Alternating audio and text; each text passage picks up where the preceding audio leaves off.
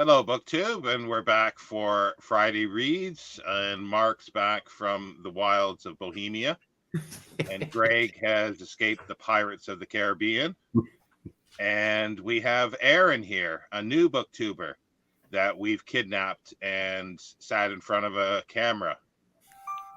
How's everybody doing today? We'll start with Greg and then go sort of back and forth. I'm doing okay. I have a bit of a cold, I think. I checked for COVID this morning, but tested negative. So just a summertime hay fever or cold, but I'm no way flat on my back. You've heard some people say that they can't do anything when they have COVID, but I'm here doing okay. I've heard some people say that, yeah.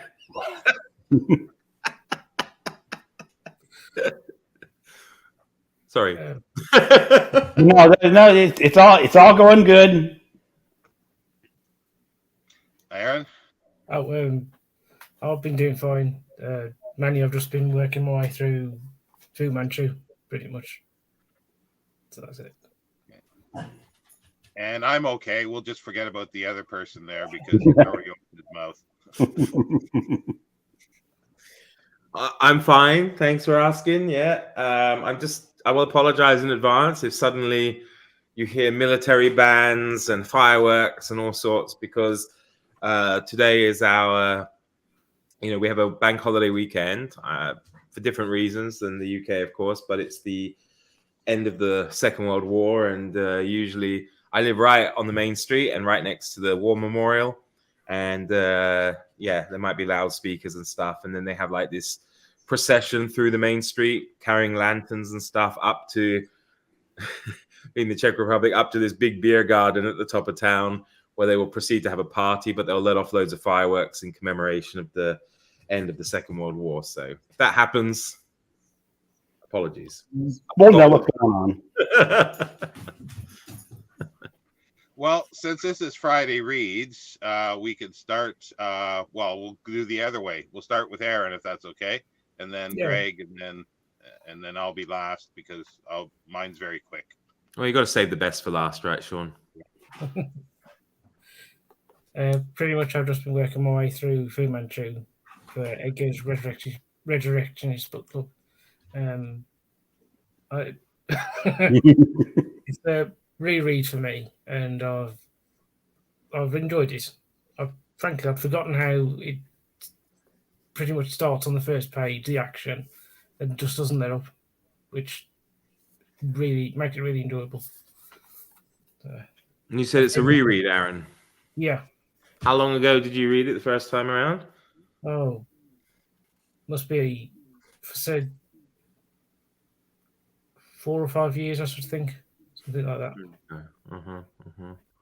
Better the second time around, is it? Or? Yeah, definitely. Oh, that's cool. Yeah, I read it on my cruise, on my Kindle. And it was I finished Fu Manchu last week. And it was good, or what did you think of it? I was a little disappointed. It didn't quite work for me in all circumstances. As he said, it's mostly short stories strung together to form a sort of novel. I mean, he could have called it a collection of short stories, but I guess novels sell better. I really liked the first story in there. That was my favorite story of the bunch. And I sort of just got tired of what's her name, the slave, the Arabic slave of Fu Manchu, and she say, no, I have to go back to him. I have to do what he said. I'm going like, okay, I know it was written in 1914, but it just got on my nerves a little bit. Yeah. One thing I didn't understand, I've not understood about that rereading it is why Petrie doesn't just do what Smith says and take a prisoner. Because he could argue, I understand it's Edwardian morality and that sort of thing wouldn't necessarily be accepted, but under the circumstances, he could make a case that it's necessary. I just don't understand why he keeps restraining himself. Yeah, and then she pleaded, "My poor baby brother. Fu Manchu would kill my brother if he kidnapped me," or But it's what it was for the time, and it was I read it and I enjoyed it. I don't know if I would continue with the other books in the series just on my own. If there was another group read, yeah, I would definitely pick up a second one. But I don't know. Like I said, I would pick it up all on my own. I think from what I remember, I'm trying to think how many of them I have read in the past. Maybe 4 or 5. I don't know. How many are there, Sean? There's quite a few of them. Yeah, there's 12 or 14, I think. Yeah. And I seem to remember they get, I don't think the first one's necessarily the strongest one out of the books. No, I've read about the same. Yeah, I remember a couple later ones being a lot better. Yeah. I think it just takes him a bit of time to get his stride. I mean, it's, I don't know how often when you have these big series, like how often the first book is the best one. Like, I mean, if you think about Sherlock Holmes, I mean, I would say Sherlock Holmes is a good candidate. It is a good candidate for the first being the best. Not the best, but a really, really strong opening. I even kind of like the Mormon section. I'm kind of weird, but to be honest, a lot of people don't like that, but I actually didn't mind it either. Yeah. I suppose thinking about it. I'm listening my way through them all at the moment. I'm doing the Stephen Fry, well, all of them, the ones that are in the definitive collection, and that is great fun and such great value for money on the Audible. I mean, for one credit, you get like 82 hours of. It's one of the most. I have the same one. You doing the narrator is the Stephen Fry. Stephen Fry. Yeah, he does a really good job, and he introduces each book. Yeah, he's written an essay for each book. Oh, exactly. Yeah. Hello to the Orange Cat. Oh yeah. His name's Ginge. Ginge.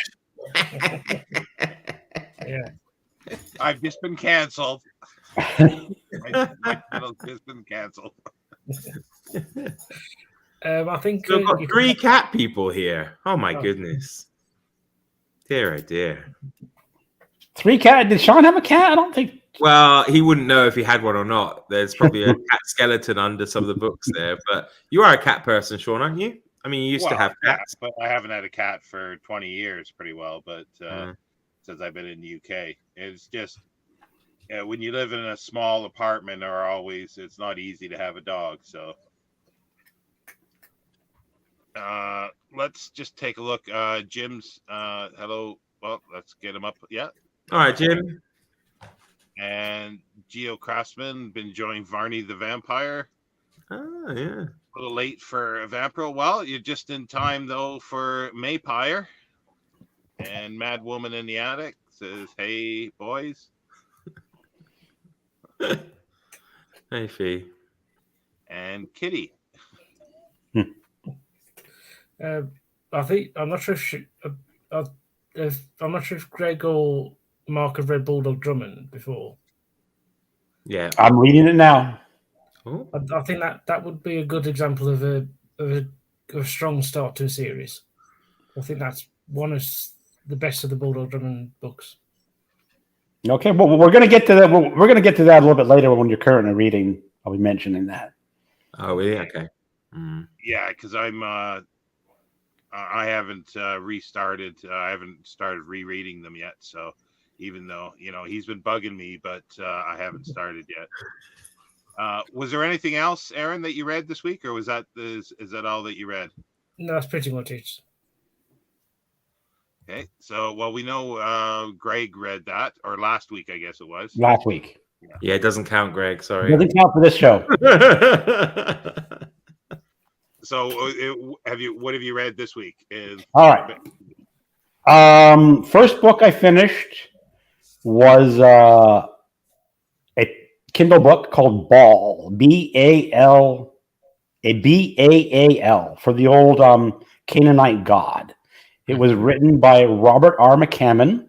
He was sort of like a Stephen King wannabe back in the 70s and 80s. It was his first book. It was a horror novel. It's a little uneven, as many first novels are, but it was pretty interesting. It's story of a young couple in New York City. The wife gets sexually assaulted by this strange guy. She doesn't get pregnant, but afterwards she wants to have a baby. And she has a baby. And the husband was a graduate student in English and is forced to be a cab driver. And he really hates being a cab driver. And one night he's holding the baby over boiling water. And the wife freaks out. She takes the baby away and kills the husband. And then she goes to jail. And then it's a really odd opening because then it switches when the boy is 9 or 10. And he starts calling himself Ball in the Catholic orphanage. And I won't tell you any more spoilers, but that's another scene. And then it jumps again like another 15 years, no, about 10 years, something like that, when he's an adult and he's in the Mideast and he's starting this cult. And it's a very dangerous cult. And what I liked about it is the ability. What I thought was interesting is why people join cult-like figures and get drawn to these people who are absolutely doing them no good whatsoever. But people join these cults and rallies and whatever, and join these charismatic figures. Now, of course, it's a horror novel, and you're going to get into some supernatural, and some of it worked, some of it didn't. But it was a good attempt at a first novel, and as I said, except for being a little uneven, it would have been better. Like it could have cut out the whole first section and done the second orphanage as a prologue, and then just focused on the rest. Other than that, it was pretty good. So I have to ask though, Greg, you mentioned this horror novel. So is this being read? I mean, why did you choose it? Is this part of the horror mayhem thing, or part of horror mayhem and 20th century horror? Right. And part of it was I was on my cruise. I was looking at my Kindle, and I was going through books I wanted to read that weren't too long, so I could finish it pretty quickly. And I just sort of picked it up. I'd finished that. Was that Monday, maybe Tuesday, something like that. And then I listened to an audiobook for May of the Moderns. That was a reread of James Joyce's Dubliners. I know it's one of Alan's favorite books of all time. I liked it. Some of the stories are pretty good, but it failed to wow me as one of the great books of all time. He has some good stories in there, and I don't think it showed his true genius yet. He was very good with his characters, and you could really get into those scenes when they're talking to each other. Very vivid. So I'm glad I reread it. And then, did you have a favorite of the stories? Because I think one of Alan's favorites is The Two Gallants, because he had me read it for St. Patrick's Day. Yeah, I read The Two Gallants, and honestly, it was just an okay story. He also really liked Grace and Evelyn. Mm. I read Grace and Evelyn earlier this year when we were doing a live show. We wanted to focus on Joyce, and we read those two stories. And rereading them, I appreciated them more. So maybe this is the kind of book that you like when you read it more often. Now, I first read that 20 years ago, so it's like I never really read it. It's that long ago. But my favorite story of this review was The Last of the Dead, which is the most famous story of the collection, and rightfully so, I think. This is also for Horror Mayhem. This is The Spiders by Robert Lewis. This was my pick. When I did my announcement, I picked 6 killer animal books. And I said, my viewers, vote which killer animal book I'm going to read. And Spiders won like 7-5 over the crabs. The crabs. Giant killer crabs. Death by crabs, yeah. Death by spiders. So, actually, for what it was pretty good. I mean, it's a horde of killer mutant spiders who've turned carnivorous and can strip people down to the bone, which really isn't something spiders do, but it's a killer animal book, and you just got to go with it. And the thing is, that reading this book, this author definitely read James Herbert's The Rats, because I see the structure is almost identical. And there's a little bit of Night of the Crabs in here too. Sorry, it just sets itself up for I expect a Steve Donahue comment any moment. Night of the Crabs takes me back to 1976 in the Odeon in Leeds. Definitely. But there's a little, excuse me. But for all its silliness, it worked in a lot of. There's a couple of really good scenes that were kind of creepy, where they're getting in all these protective suits. Because a spider can't bite through these fireproof suits until they see that there are some spiders that are a little bit bigger than the others, and their fangs can go through the protective suit. It was a good scene. I mean, are the spiders like just normal? Are they supersized spiders, or are they just normal, different varying sizes, but nothing too like? They're described as a little bit larger than a normal spider.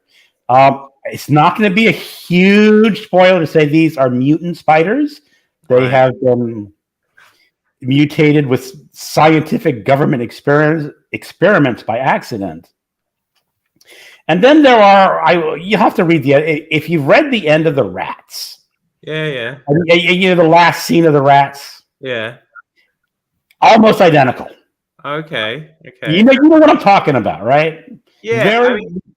I'm just curious. This guy's English as well, or? Yeah, he is British. I thought he was I thought he was going to be American when I picked it up, but he's British. Yeah. So it's all set in Kent. Right. And the horde of spiders are making their way towards London. Nice. And I've read that story of killer animals somewhere in the English countryside making their way towards London. And it's like, okay, not a huge amount of originality, but not a great distance, I suppose, either, unless it was like in, the killer bees in Texas making their way to New York City. It's a bit more impressive. you know the geography better than I do, but they're little tiny. They're spiders. They can't go that far. Yeah. But it's the kind of book that killer animal books are, and for what it is, it's not as good as The Rats or the Slugs or the Night of the Crabs, but it's up there in the second tier for this genre. They should have had the ending of them hitting some football hooligans, and that was the end of end of the spiders. They a giant slipper. Yeah. Oh, but these spiders have a hard shell, so it's much harder to crush them. And I want to ask, so that if you missed it, like for Horror Mayhem, would this be a contender for this garbage in August? Absolutely Garbagist. Right, okay. And I'm also doing a collection of short stories. There are 5 stories in this book, and I'm going to read 1 story per week to get through Horror Mayhem. And Clive Barker is a pretty good short story writer.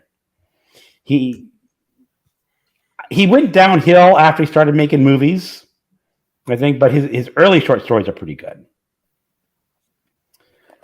So that's what I read this week. It's me then, is it? Or did someone want to say anything? Sorry, Sean? It's your turn. Yeah, well, I mean, as I said, technically, I don't think these count because it was kind of... Well, I suppose it counts. Saturday and Sunday count. But they're really only short ones. One was... Rostan's Cyrano de Bergerac, which I think you read as well, Sean, but I don't know. Maybe it was actually last week. I'm just clutching at straws. I don't remember now, to be honest. Yeah, I read that like the night, I think, that you told me. And was that on the weekend? It might have been on the weekend. I think it was the weekend. Well, it doesn't matter. It was a long weekend. It doesn't matter. It doesn't matter. Yeah. Who cares, right?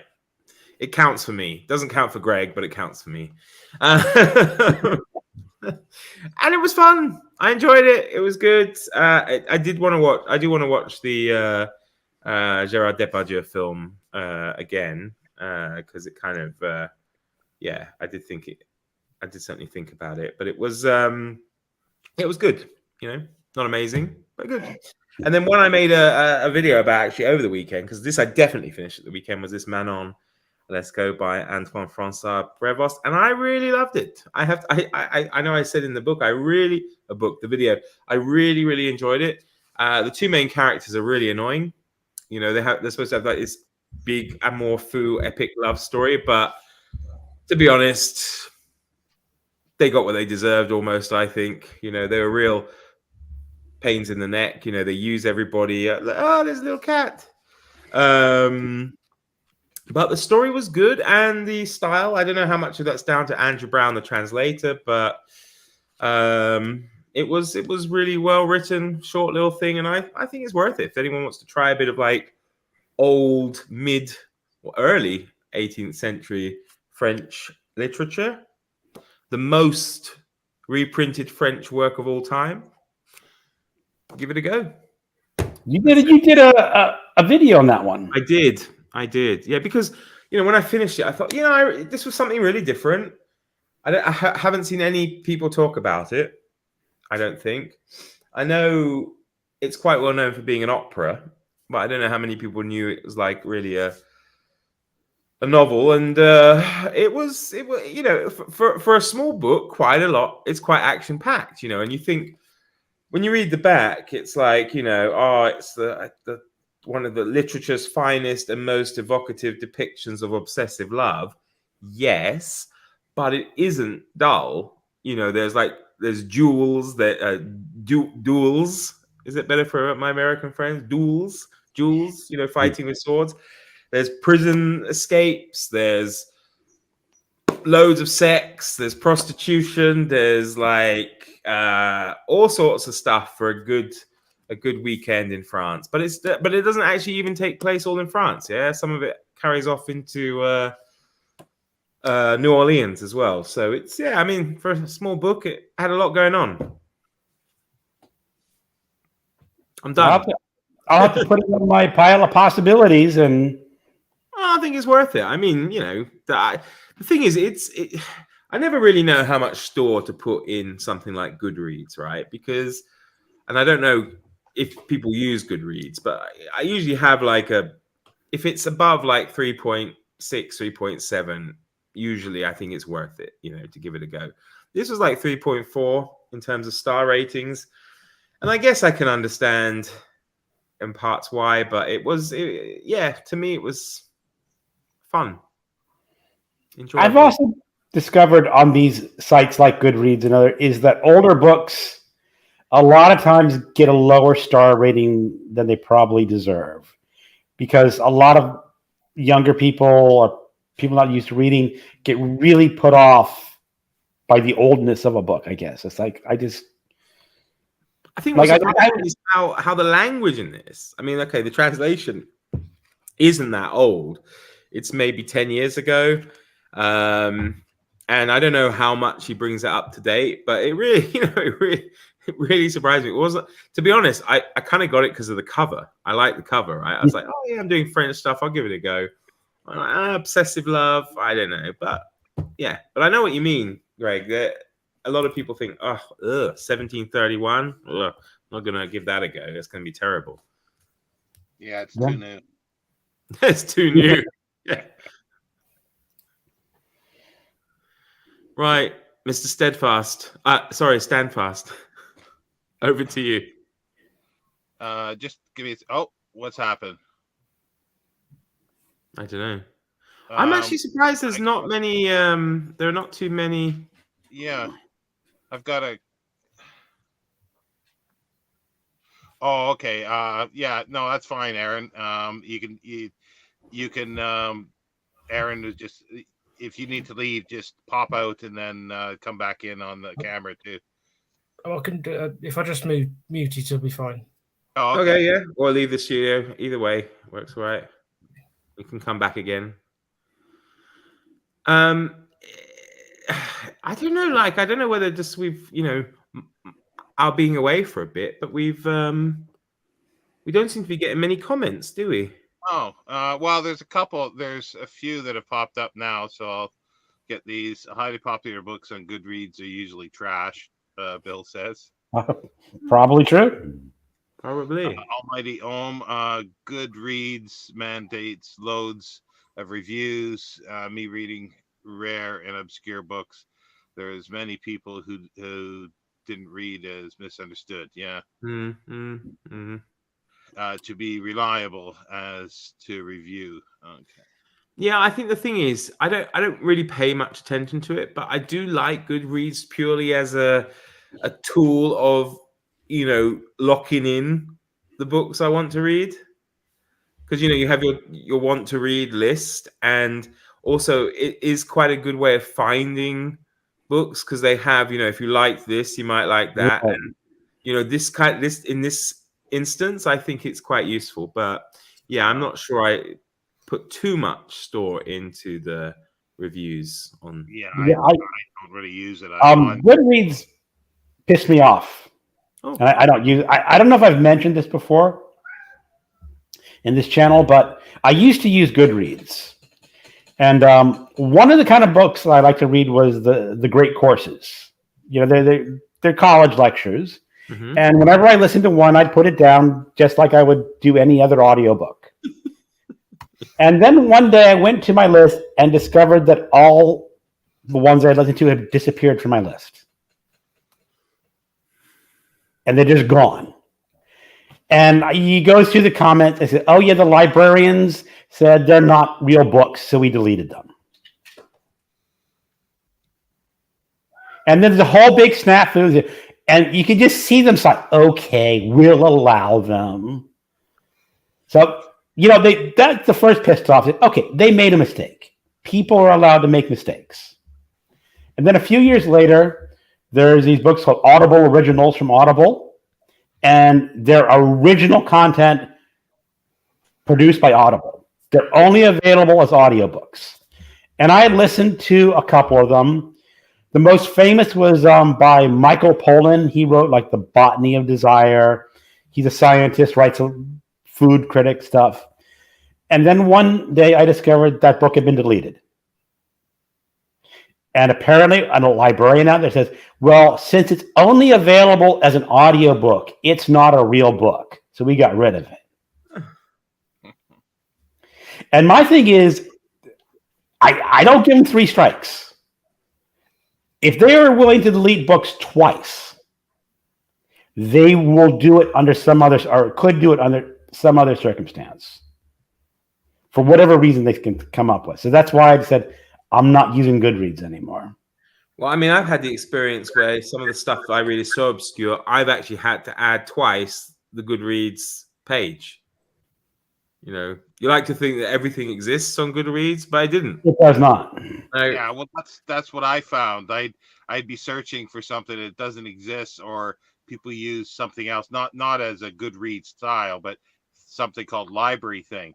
I use Library Thing, and I thought, oh, that's a good idea. I'm going to start doing this. I get 10 or 20 books, and there's only 2 of them that are on the list. They don't exist. And I go, well, if I've got to put all that information in there, then that defeats my purpose of using it. So I never went back. You should think about other people, Sean. Think about all those other people who are waiting for you to catalog all these wonderful books. I wanted something that was easy, that I didn't have to put in all the bibliographical information. Almighty Ohm says he avoids Amazon reads. Yes. Don't get me started on Amazon reviews.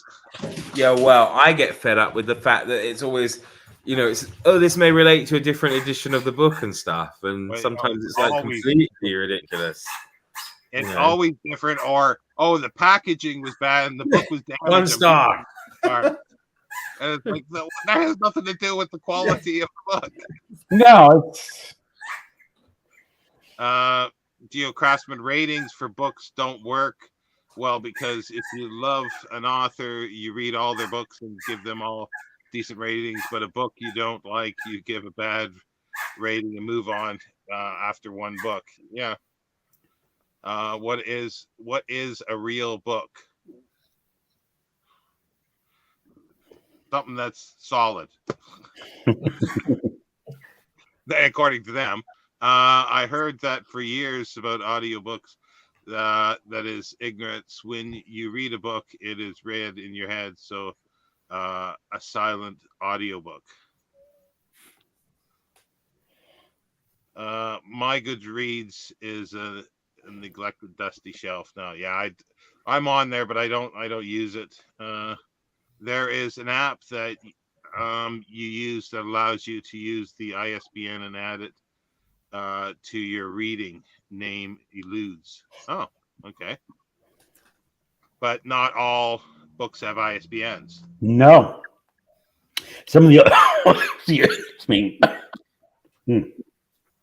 Some older books, like before ISBN. Now, with library thing, you have a number of different sources you can choose from.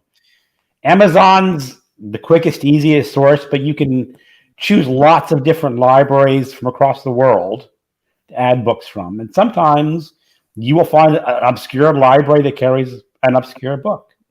But I wanted to go back to the person who was talking about book ratings.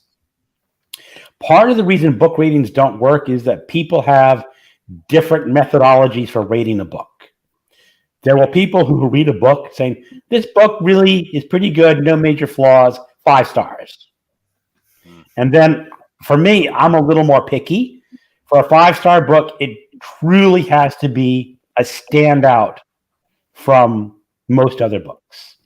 I'm a little lenient, giving like 4 stars, probably more than I should be.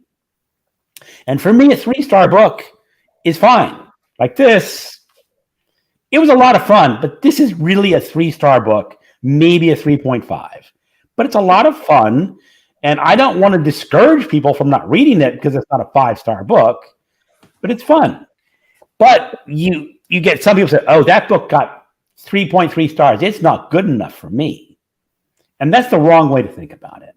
Yeah, like I sort of feel the same. Like 99% of the books I read, if I enjoy them, that would be a 3. A 4 would be, this is really good. I want to reread this. That could be a 4. And then something that I've reread a couple times and know I'm going to reread again will probably be a 5. But that's not even close at what people use. No. I always tell people never to listen to my star ratings because I have a slight handicap. You know, I actually have a phobia of the number 4. So I'm not kidding. You look, this year's setup is causing you anxiety right now. Well, no, because there's another one. There's a 5th one down the corner there. You're lost. The 4 Just Men. Yeah. Yes, I know. No, I mean, it's irrational, right? So it doesn't always necessarily, of course, fit in every category. But I just don't like it. So I pretty much, and I think the funny thing is, 4 used to be my lucky number, right? And then I don't know, when I lived in Asia, 4 became an unlucky number because for them it signifies the intonation of it or whatever is same as the word for death, and it's considered to be unlucky. And then I started to take this on board, and it's so stupid, but I do kind of believe it. And I don't like to use the number 4 like this. So yeah, you'll find that most of my books will be 3 stars or 5 stars because I don't want to rate it number 4. And it means I can't do things. Like I have a bit of OCD. I actually was thinking of making a video on, booktubing and reading with like an obsessive compulsive disorder, because it does mean I can't leave a book on chapter 4. And then I go through this internal turmoil about if I've got up to chapter 4, I've actually only read 3 chapters. But when I've got up to chapter 5, I've read 4 chapters. So then I have to read all the way to chapter 6 to be safe. And it's like, I might actually do that. It would be kind of an interesting video just to explain how it does impact my reading. Back to the comments here. Amani almost says it will add based on UPC as well. Yeah, if it's a new enough book. Tom says Book Buddy is a source of keeping track of books and what you want to read. So is that Gilligan or the Skipper? My library is the app I mentioned, but it looks like there are a few of them.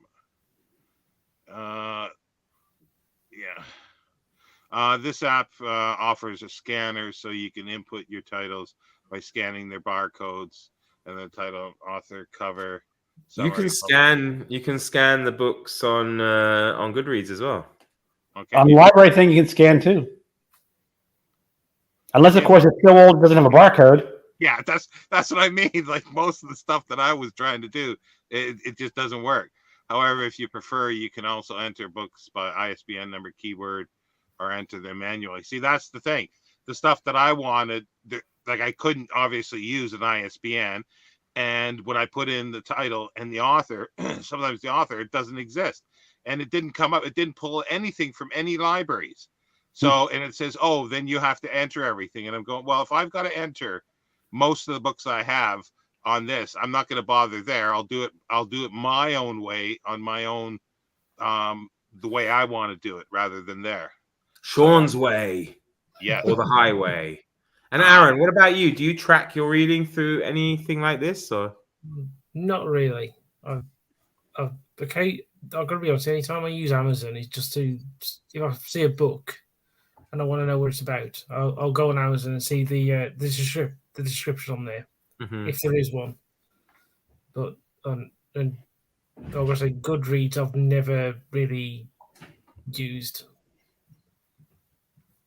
I don't know. I like tracking the books I've read. I think I've mentioned this before. I've been tracking every book I've read since December of 1990 in a personal database.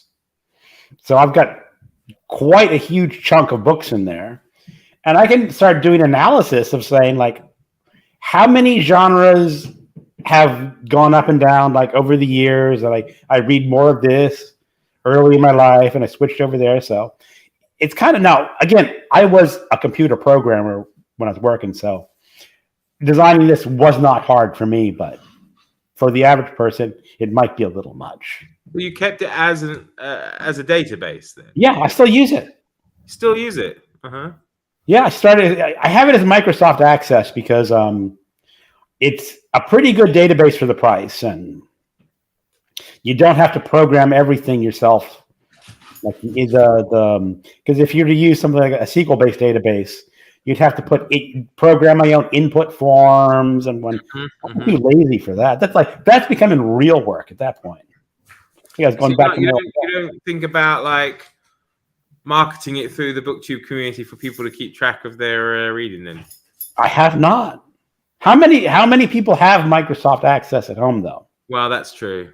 I used to use it. I loved Microsoft Access, but that's 25 or 30 years ago. I loved it. It was very, very useful for doing stuff like you're saying. It's for people who want a database but don't want to go full corporate and hire a database administrator and programmers and. Do you even get it on your computers? I do. You can subscribe. I mean, does Access come on the computer? It comes on Windows. You can get it for Windows. It does not come for Macs. You can't get it on a Mac. But when you subscribe to the Microsoft Office suite, there are a couple tiers. It's a more expensive. It's $20 or $30 more per year to include it, but you get more. Mm. And I don't know why they stopped doing stuff, because it's like the Microsoft Movie Maker was fine, was good. You know, it would have been much better for like, you know, a lot of us when it came to editing our videos just quickly and whatever. And they don't do it anymore. Now they have this Clipchamp, which I use because it comes with it. But even then, you still can't get full access without having to pay extra for it. It's just stuff. I don't know. I've been popping the comments up, but GeoCrafts, every time I finish a book, I log it and write an extensive summary reflection. Problem is sometimes I accrue a pile of books and need to do write-ups, and I only get to them a month after finishing them. Yeah, I hear that from a lot of people. So start a booktube channel, Geocraftsman. You don't have to write it all down. You can just sit here and say, yeah, this one was good. I recommend it. This one was great. This one wasn't, you know. And it's cross-platform and more functional, yeah. Yeah, he's trying to get me to do a web page for my database, and I'm retired. I don't do heavy-duty programming anymore. Yeah, I spent a long time trying to figure out access. I was doing it for my book business, and I wanted to take book catalogs from other publishers and keep track of sort of prices of collectible books and have a database for this. And I was building up quite good, and then I started selling stuff on Abe, and they have their own thing that it's like, oh shit, that just sort of destroys it. And then once I stopped using it, I've forgotten how to use it completely, but it'd probably pick up. But I suppose, Greg, you could probably get ChatGPT to write a program for any kind of book database now, couldn't you? Maybe so. But you know something? Every time I see like book entry databases, it's a lot of work, very little, because I would never put advertising on something I did. I just straight out, I will not tolerate advertising. It means I'd have to charge a subscription, which means I won't get members, or rely on donations, which means I'm working a lot for free. And I said, I'm retired. I don't need this. I don't need this angst in my life. Do you if you Arron, you said you don't use Goodreads, is that right? Or Yeah. Do you keep track any other way, like in a journal or something? No, I've never have done now. I just read the books and just by memory. Yeah, well, you're probably still young, Arron, so you don't have to worry about.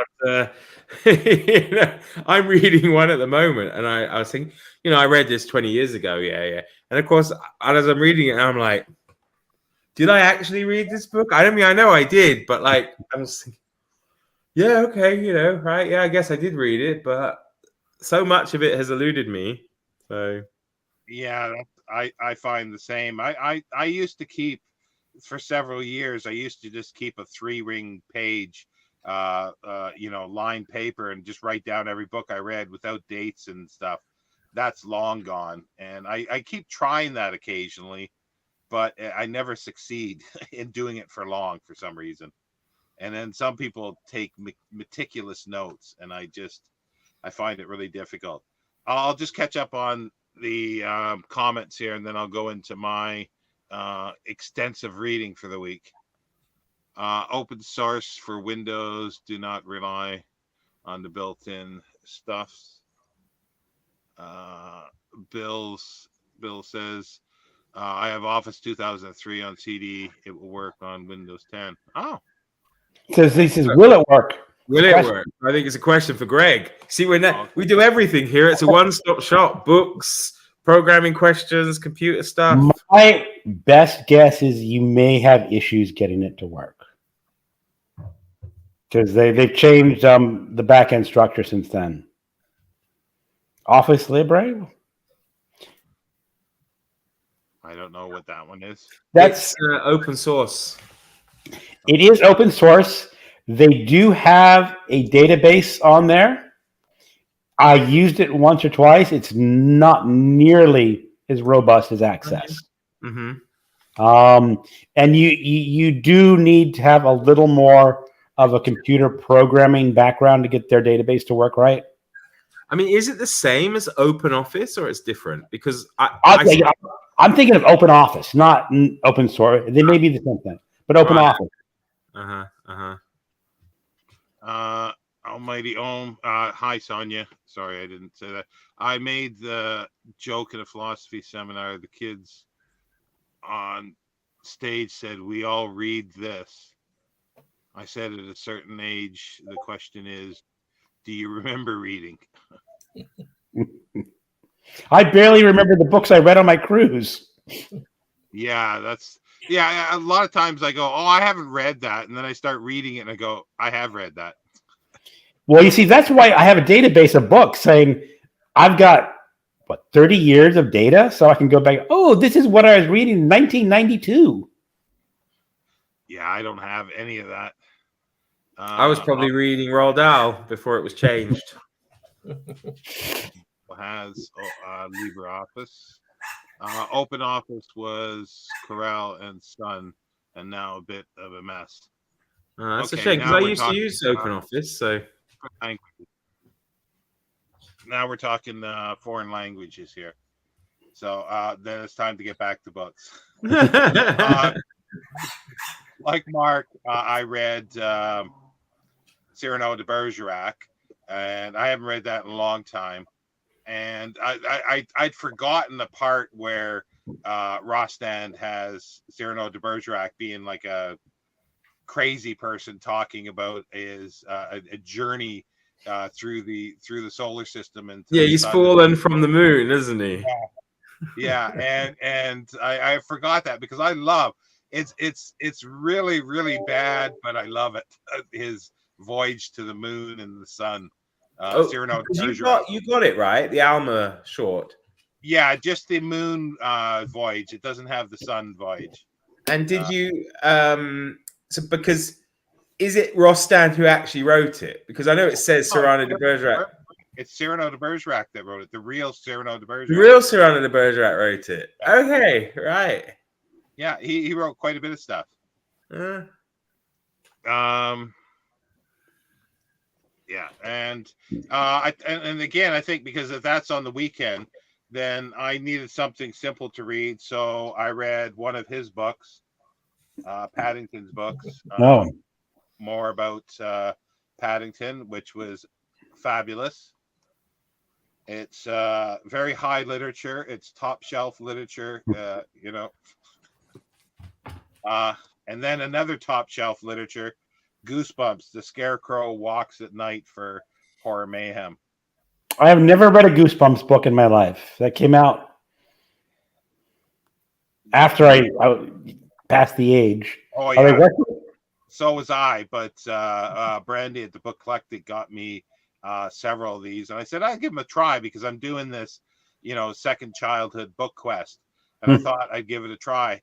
And yeah, they're not well written because the guy like was pumping these out and publishing once a month, I think, or several a month.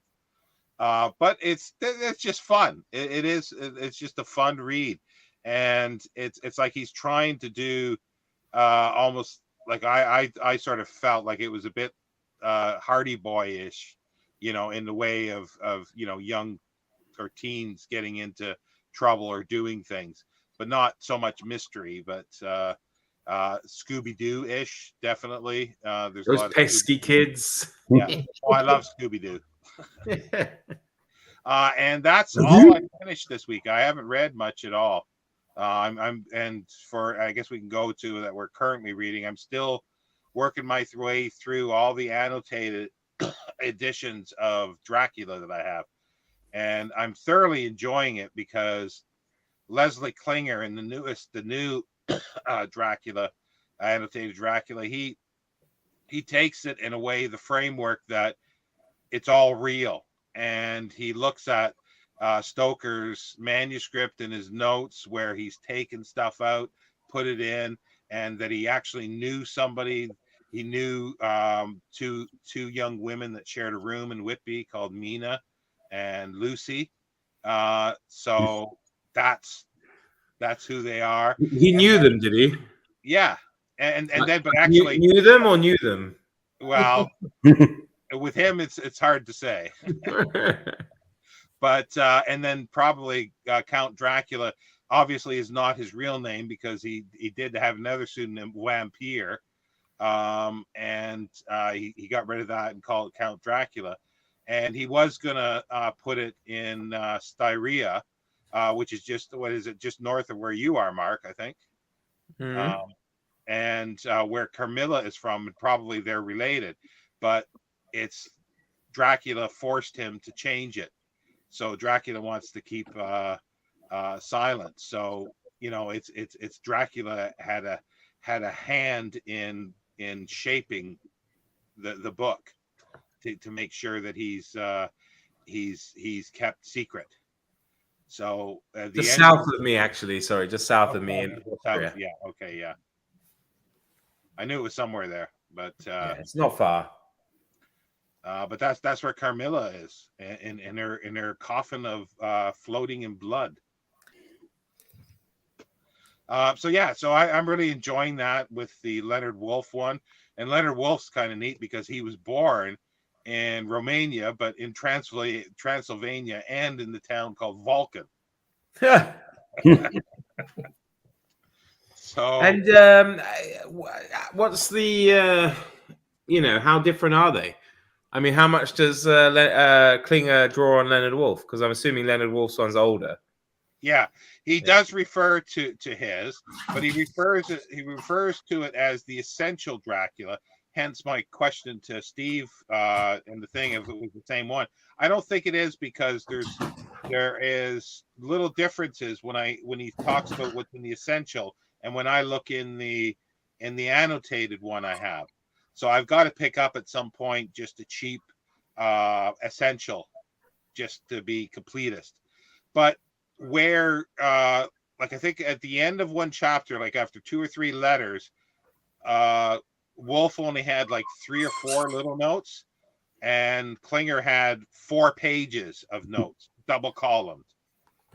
So he goes right into minutia. But the only thing he doesn't go into, which I can't understand unless he comes up to it later, but so far he has not mentioned the play that Stoker wrote, which is quite different from the Dracula, but he doesn't mention it for some reason, and I don't know why.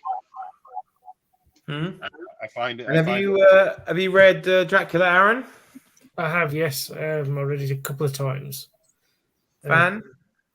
I enjoyed it. I always enjoyed it when I read it.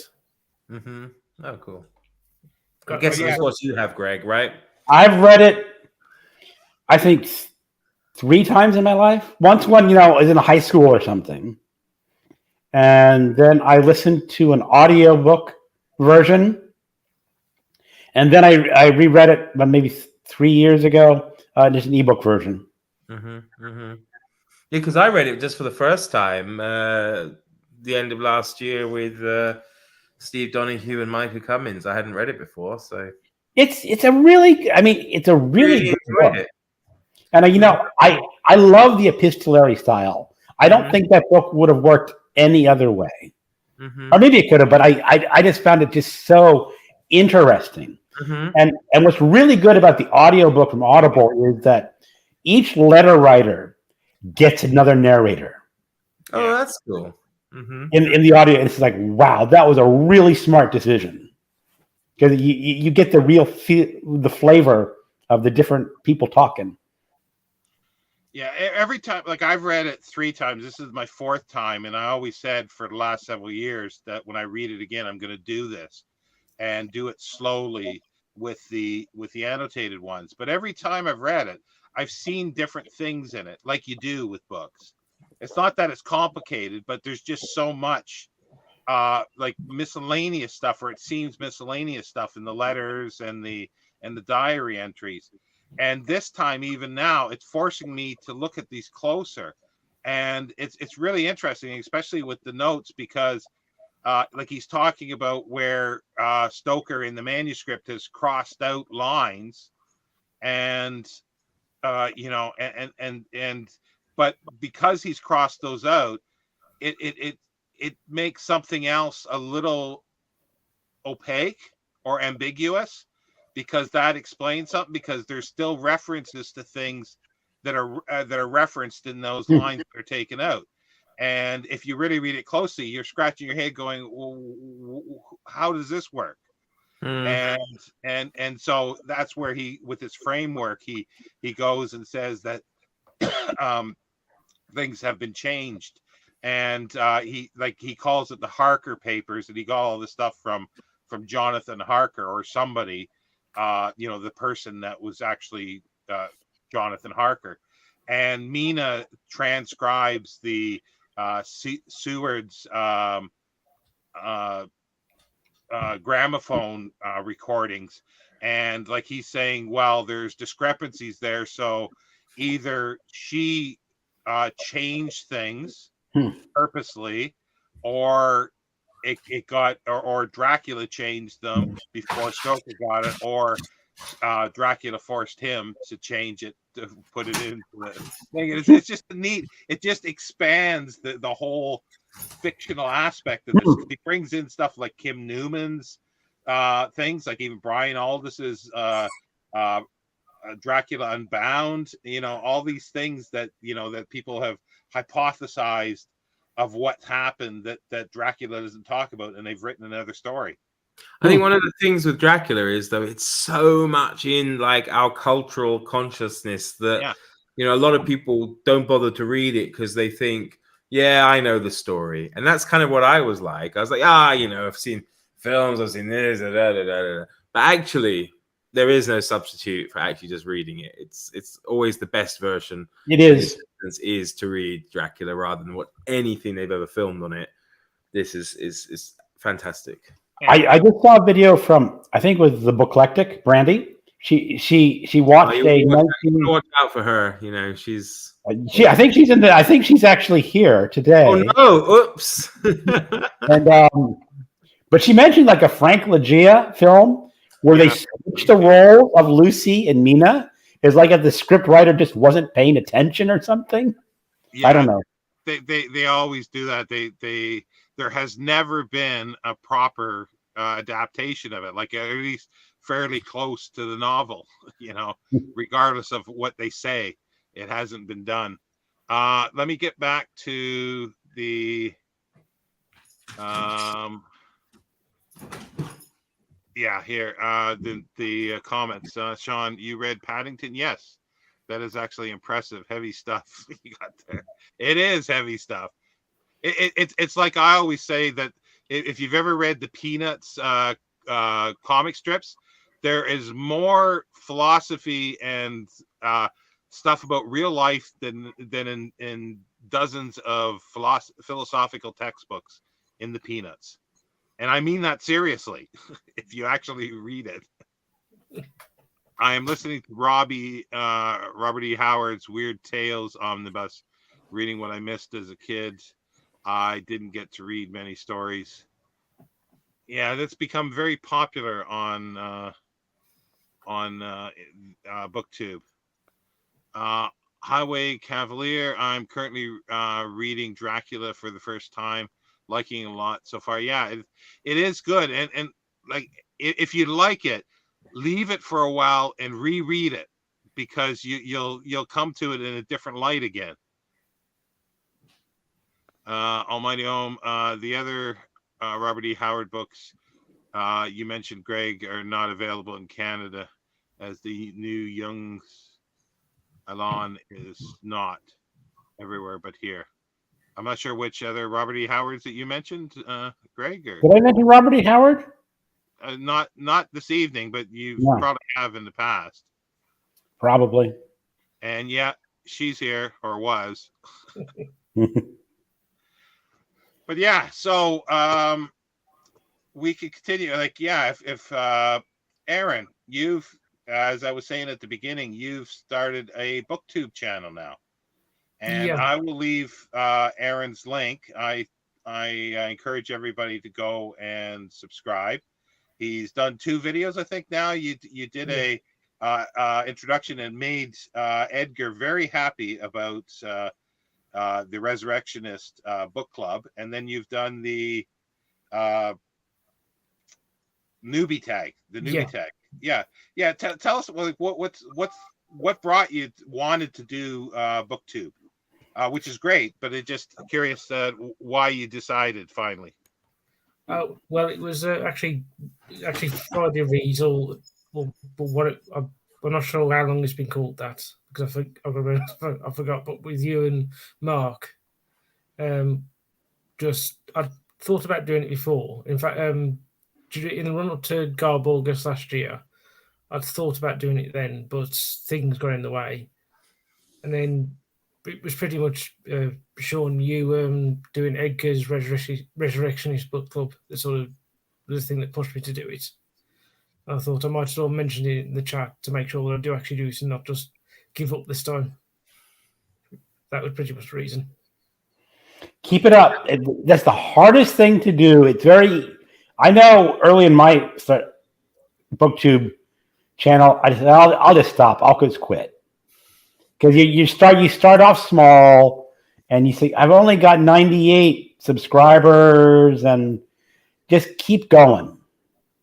You know, just it's like you're talking to a mirror. No one else is what. Just keep on going, and eventually you'll hit a stride. And I think the big key at the beginning, Arron, is to just like literally do tons of tags and comment on loads of people's videos. Yes, especially troll through other people's newbie tag videos because other people are newbies like you, right? At the same time, I started with some really exalted company. You know, I started with Michael K. Vaughan. We started the same week, and we ended up pretty much in the same place.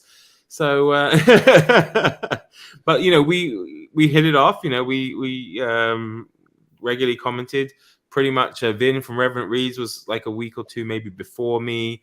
Greg, you were a couple of months after me, I think, but still the same year. Well, I just celebrated my second year May 3rd. It was 2 years. Yeah, so I started the end of that March. So I'm like a month. I was just a month ahead of you, I suppose, when I started. So, you know, and I think, yeah, that's the key is to get, because, you know, you were a commenter before, so people might not realize you have a channel now. So like, you should really be commenting. Yes. Because that's where pretty much all your early subscribers will come from, are other booktubers. You know, you leave a comment, someone, oh yeah, okay, yeah, I'll, you know, hi, great, you know, great video, I've just subscribed. Yeah, okay, I'll check you out. Okay, I subscribe too. And that's how you start. And then eventually you start to get a few more, you know, people. And we get the superstars that Mark and I now. But you know, I mean, I'm quite happy with it, to be honest. I wouldn't want, when I look at the likes of Criminoli and stuff, I think, yeah, okay, in theory it would be nice, and it might be nice being monetized, of course, have a little bit of ad revenue perhaps, but when I look at all the comments he gets, I'm thinking, I can barely keep up with the ones I'm getting. I can barely keep up myself. So it's like, no, probably not, you know. You could go, Sean, you got the time. You could be full-time commenter. In fact, that's what you could do, Sean. That could be your job. You can hire out your services to other booktubers to just reply to the comments. Piss off. Fuck off. Bullshit. Geo Craftsman.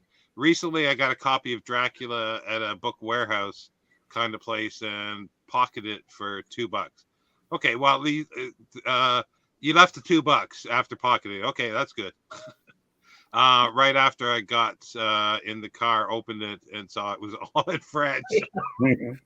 Oh, that happened with me with the James Elroy audiobook. I bought it off eBay, and I got it when it arrived. I put it in. It was a CD, and I played it, and it was in French. Oh. Dracula was okay, I guess. Come on, Bill. I enjoyed Dracula. I saw it like an adventure story, not horror. Yeah. There's a lot of layers to it. You could read it in many ways because, you know, it's like Brandy mentioned. It's something that I'd sort of overlooked at times in the first. How, you know, the diary entries of Jonathan Harker, he's always going, memorandum, get recipe for Mina. You know, and he's just talking about food, you know, and it's like, it doesn't propel the story at all, you know, but it's just nice extras. Wouldn't be allowed to do that now, though, would he? Just to assume that Mina will be the one doing the cooking, right? Get the recipe for me, and he'd be like, "Oh, I'll get the recipe for us." I know it's the 19th century, but she could be the breadwinner in the 19th century, right? Should have been, you know. The epistolary style make it seem like a story could have happened, like you, as the reader, stumbled upon a pile of documents and tell the story. Yeah, there's a few friends in the past that never liked it. And the reason that they have said they didn't like it was because it's fragmented. There's too many different styles of writing. And I'm going, and that means that it's worked. See, I loved it that way. It just tickled me. What eclectic friend you have? Brandy. Oh, yeah. Not today. Previously mentioned. Oh, the Dell. The Robert E. Howard. Yeah, I've got one of those. Yeah, Brandy was still there 10 minutes, however long ago, so she might be She's gone. still here. She's still here. Yeah, she never did the newbie tag, so you got to Go do it, Brandy. Isn't there an updated newbie tag or something? I think somebody's did an updated one to do it later to see what's changed or something like that.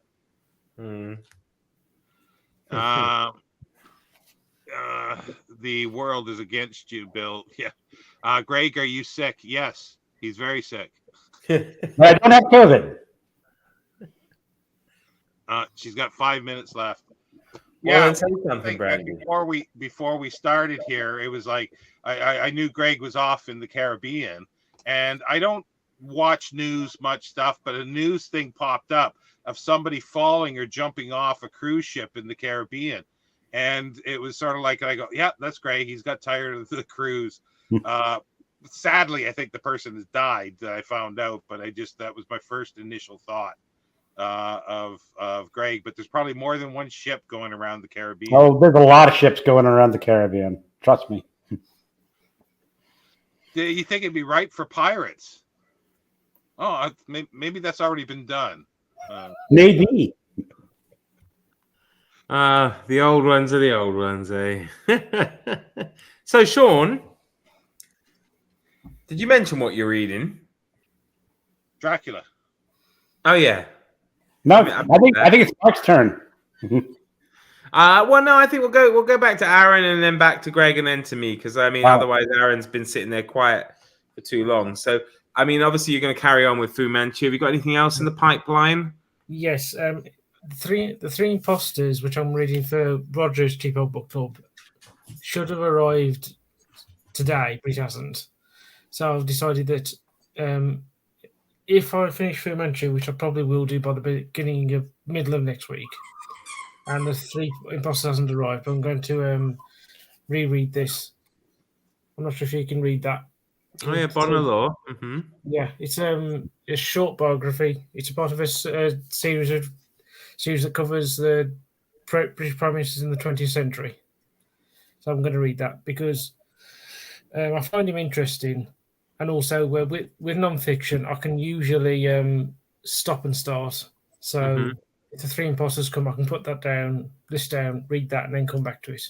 And are you going to be sitting down in front of the TV tomorrow, Arron, or? Probably, yeah. Why? Sean. Why? Because they're putting a crown on some guy who's sitting on a stone. Or did he pass that stone? Is it a kidney stone of the royalty? Honestly, though, I think we should have some kind of warranty, because he's getting on. I mean, we should not have to do this again. We should say that we don't have to pay for it again within 20 years. Well, because let's face it, we are. How long is it going to be before we get the next one? Yeah, they're just emulating the prime minister. Well, yeah, that's all they're doing. God, it's great we can talk about this now without fear of being arrested and beheaded and. Aren't you supposed to take a loyalty oath to the king? Well, they want people to, but I can tell you what they can do with that loyalty. Eh? The funny thing is, a lot of people who are just on the fence, it really offended them being told or asked to do that. So they've kind of shot themselves in the foot a little bit there, I think. You know, if I were told to take a loyalty oath to the president, I'd be saying it's time to leave the country. Well, the thing is, you know, what they don't realize is like in a democracy, it's usually the head of state who takes the loyalty oath to the people. Of the Constitution. So it's like really making us look like really out of touch. Yeah. So well, that's one of the things that for me to get a British passport, I have to pledge allegiance or whatever to. Well, it was Queenie before, but now it's to Upchuck. I mean, King Chucky, King Charles. Sorry, it's the Freudian slips that are happening here. So yeah, and I'm going. Do I really want to do that for a British passport that gets me into less countries than my Canadian passport, and it doesn't do anything else? Yeah, but it is blue though. But mine's blue. Oh, is it a Canadian one? I don't know. It's blue as well. If it was red, if it was still red, then I might be interested in it. Okay. Now, is there a color coding to passports? In the old, well, basically most of the European Union have like a kind of purpley passport. I can probably show you. I've still got my EU passport. Because my passport's blue, and I'm United States, so I was thinking. Yeah, but they wanted I've seen people with different colors, so most of the British passports were like this kind of color, which you can't really see it. It's like a burgundy, I suppose, and it would have European Union at the top. You see, that looks black. It's like the new British one looks black to me, and that's blue. You're saying, Sean? Yeah, it's a very dark blue. Yeah, it's not coming up, but it's a very, very dark blue. Yeah, it's very nice because they've got sort of our colors similar. Oh yeah. No, Sean's is darker blue, definitely, isn't it? Than that. I thought every country had a different color passport. So in theory, most of the European Union have this color. Okay. Right, but in Britain it used to be like when I remember the old hardbacks. I'm sure they were black, but people are going to say they're really dark blue. And then we gave them up for this, and now they've gone back to this style, but in the same color as Sean's. Sorry, Arron, were you going to say something? Or? Yeah, no, I remember my nan showed me her old passport, and it was like you described it. She said it was blue, but I thought it was black. Yeah, I swear it was black, but you know they'll say it's dark blue. Yeah, they were really hard. They were like, I don't know, it was like this big, maybe. Like, and it was made of like cardboard or something in the front, but like with a fake kind of, yeah. It was a hardback. Now we got the softbacks, but the old ones, when I was a kid, were hardbacks. The royalty gave King Charles' coronation the code name Operation Gold Orb. Really? Canadian passport is going red. Is it? So maybe I could pretend that I'm European then. Red used to mean diplomat. Oh yeah, I remember something about that. It's not a thing anymore. I think the oath is maybe a preempt, a coup by disaffected members of the royal family with ties to the military. This is why Brexit happened. The mouth breathers wanted a dark blue passport. The mouth breathers?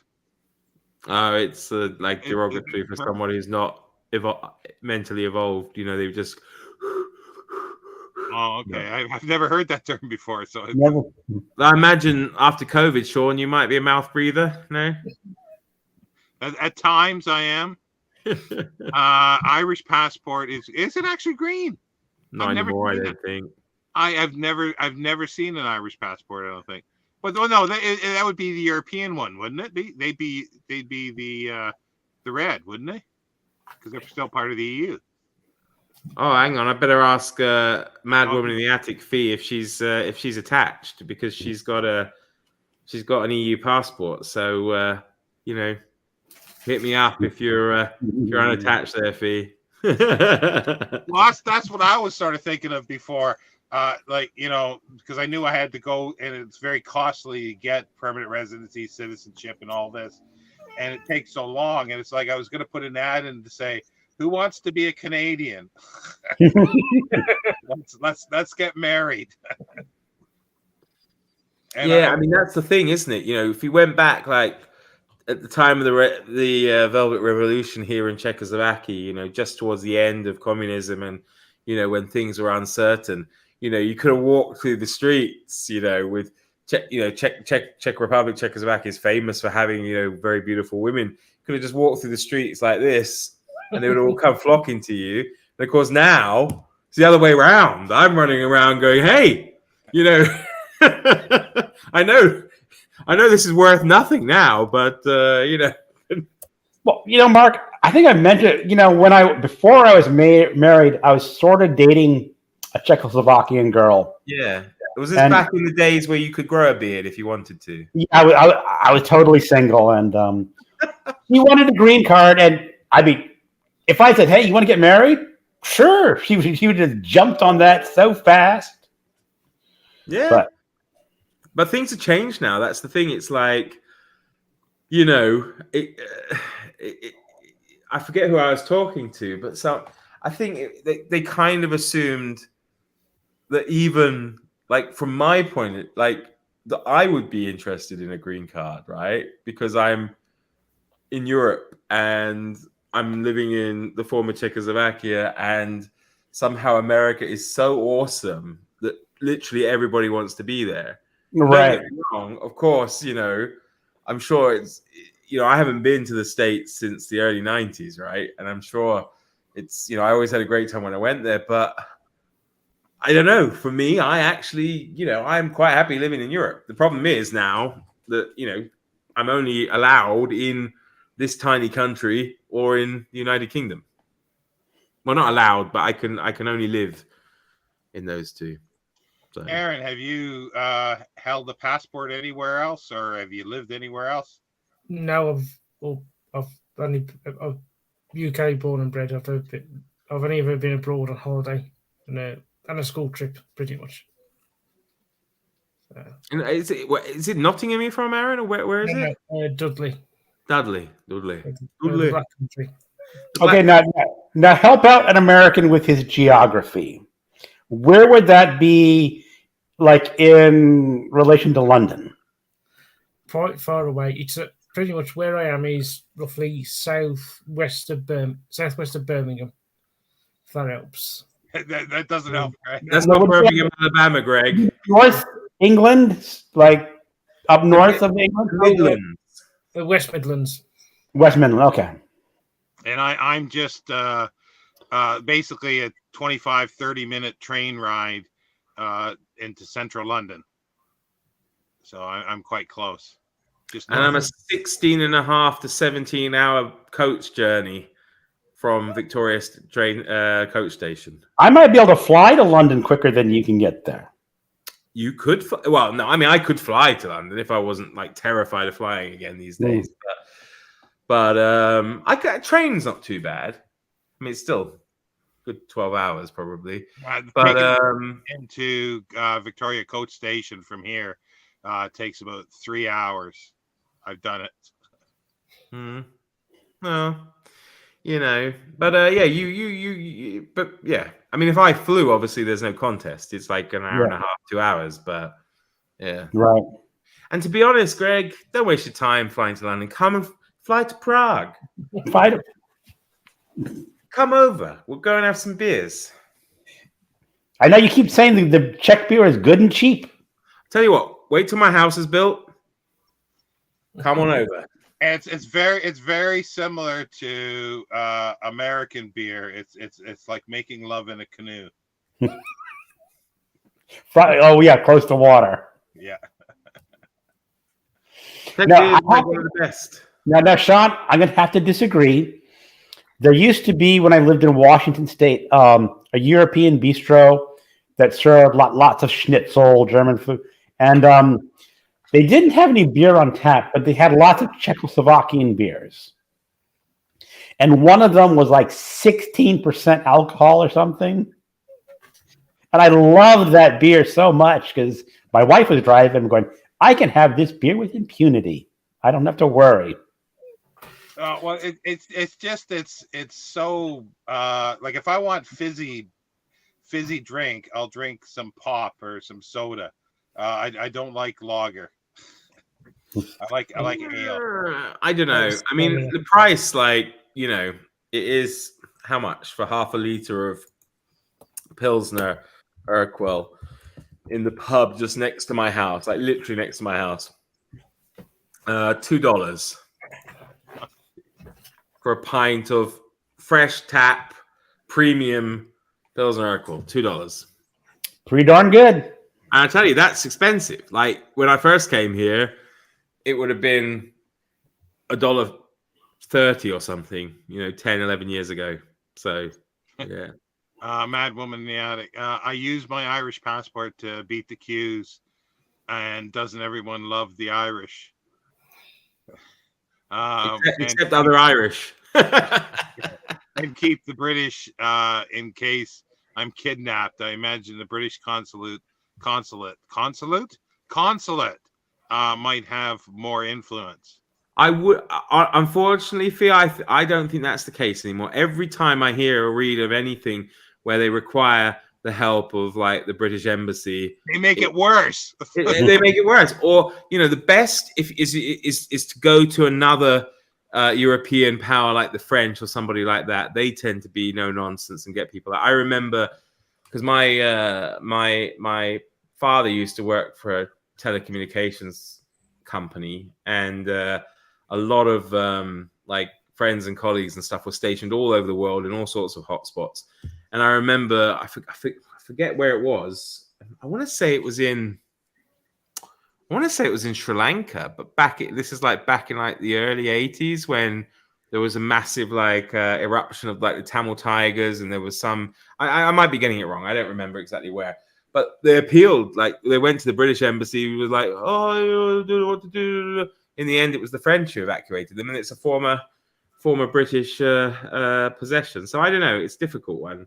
But I just want to go back to the beer quickly because you know it's funny how like Facebook. Well, actually, I suppose you guys wouldn't know it, maybe, but like it has an automatic translate function to your language. So like because my account's like a British account or whatever, it automatically translates all the Czech stuff that I get from my Czech friends or things I'm into English.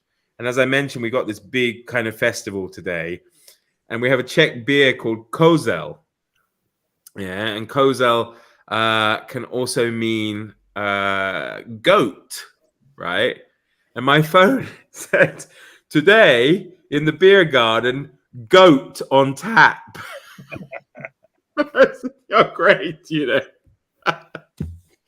Oh, so that's probably true because when my experience with the Canadian consulate here in the UK about 18 years ago was not good, and I sort of said that I wanted to some point to be able to get a British passport, thinking that I could get into Europe as well, and then go there and say, take this and shove it where the sun doesn't shine, my Canadian passport.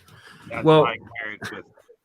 What cracks me up with the passports though is because obviously my next one, which I have to renew this year, will no longer be, you know, valid in the European Union. However, Elvis is a European citizen. Maybe you could go as companion. I'm wondering if I can get attached to Elvis's passport. Yeah, just as his owner, you know. So it's going to be funny that he's going to have the right to live and work in all of the European Union countries, but me not. So, just on the French mark, I think with the French, you always got to remember they only do that when it suits them. Well, like, for example, the stuff with Sudan at the moment. Yes, true. I did read something negative about their response as well. But ours wasn't the best either. Seemed like the Germans were the ones to get you out. Well, I mean, the French only had 200 people in the country, so they were able to get them out reasonably quickly. And also, people forget the French.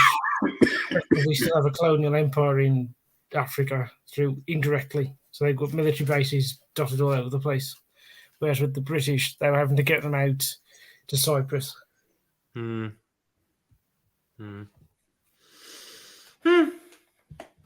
So, was there anything else, Arron, in terms of reading plans?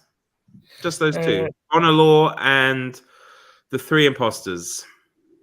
Oh yeah, and if they arrive, I've also ordered a couple of Goosebumps books.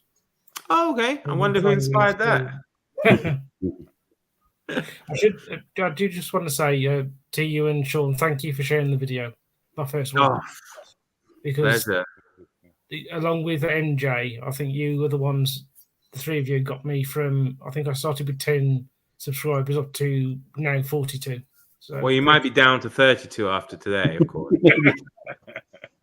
Yeah, well, there's 16 in here now, so there's at least, I can be sure there's at least a dozen of them, if not more, that haven't subscribed. So you should have another dozen. Everybody should go there and subscribe now. Yeah. Thank you. Yeah. You need all the help you can get at the beginning, right? So it took me a couple months to get over 100, so just got to hang with it. Well, I mean, I was pleased with my, my second channel that I started about. Well, you might not have known about it, Greg, because you were away, but I started one on the house building, right? No, I saw that just before I left, but you're watching a video and something happens and you got to stop it. And it doesn't matter. I'm not, but I just laughed at the fact that, like, yeah, it took me, I can't remember how long to get over 100, and yet within 48 hours I was over 100. But of course, the problem is, it's my good friends who, right, but then also part of me was also like, well, I've got 1,100 and something, and only 100 people. So it's like I can't. It's like I was really happy, but then also I was thinking, but hang on, there's still 1,000 people who didn't come over and subscribe.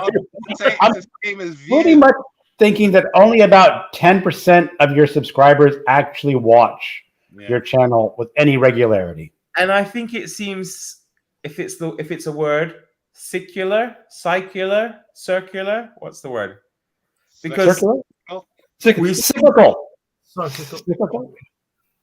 Yes, I don't know. In a circular way, because you see people who used to comment, they disappear for a bit.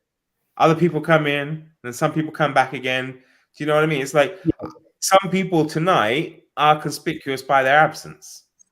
I mean, there's no Arron Hook in the comments, which is just bizarre. He's always there. And where's Jenny?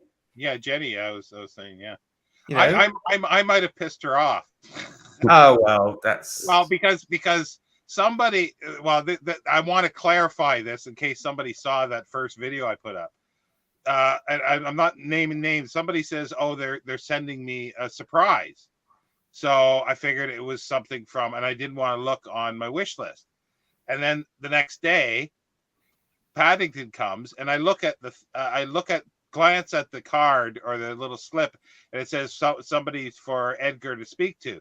So I thought it was that person that did this. So I did the box opening, and I mentioned them in the first video, and then after I uploaded it and I looked at the thing again, and I go, "Oh, it was Jenny." Poor Jenny. Poor Jenny. Yeah, and so I took the video down and I redid it and apologized and said so. So maybe that's why she's not here. She never saw the second apology. I'm blaming it on COVID rather than stupidity. It's COVID is like. So I can hear the band in the distance starting. Yeah. There's music. There's music going on out here too. Somebody. All right. Okay. But yeah, so maybe that's why she's not here. Is she? Is that actually? If it is, oh crap! Well, they all don't you know all the commenters all chat to each other. They've all got their own like little WhatsApp group where they talk about you behind your back, Sean. Yeah. Sure, it's the ShawnDStandfast fan club. All the women are like, "Hey, I'm well, Jenny's Scottish, isn't she? Okay, I'm so pissed off with Sean." No, that's Irish, isn't it? I can't do it. Doesn't matter. Yeah, there's a woman on Instagram that does Scottish phrases and says it, and it's like, what was that? And then she goes, "I'll slow it down," and you still go, "What the fuck was that?" You know, it doesn't matter whether it's slow or fast. You can. It doesn't matter if it's slow or fast. You still can't understand it. Yeah. But then people say that about my accent as well. Sorry, what'd you say?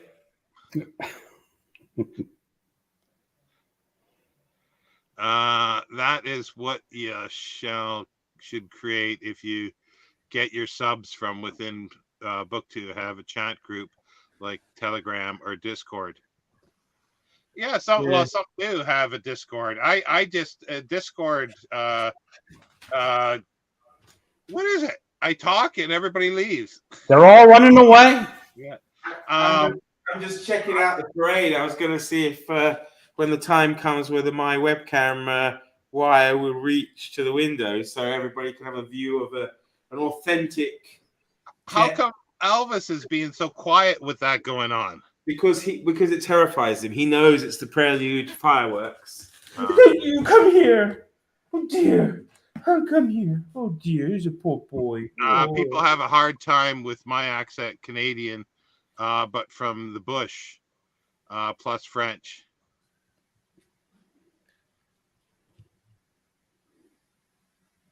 I don't even understand the writing. Sorry, no. Hopefully you think that's a bad joke.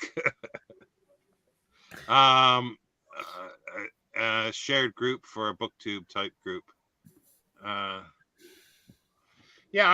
Discord. It just escapes me. I just can't figure it out. And I like rocket science. Yeah, well, it's because I guess I don't. There's certain things now with the COVID that I can't. It's impossible for my brain to, or not impossible, but takes a long time for it to click. And then the other part of my brain, though, knows it, and it's so frustrating at times. But anyway, I like Voxer because you can do a recording of a message, and that's so much easier. Yeah. Greg, have we done your currently reading? No, we haven't. So, for May of the Moderns, I have a 2-month project. Man Without Qualities by Robert Musil. This is volume 1. It is 770 pages long, or 723, something like that. The second volume is 1,000 pages. So I am reading 25 to 30 pages a day to get through this. It has no plot. I think you'll go through all 1,700 pages and not have a plot. It's just life in Austria before World War I, and the author rambling muses on a couple of different subjects.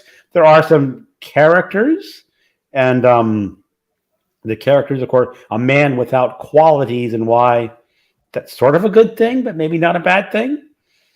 It's fascinating. And I have this. What? Sounds interesting. It is. I've got the box set too, but it's in a bookcase, I think, behind a table.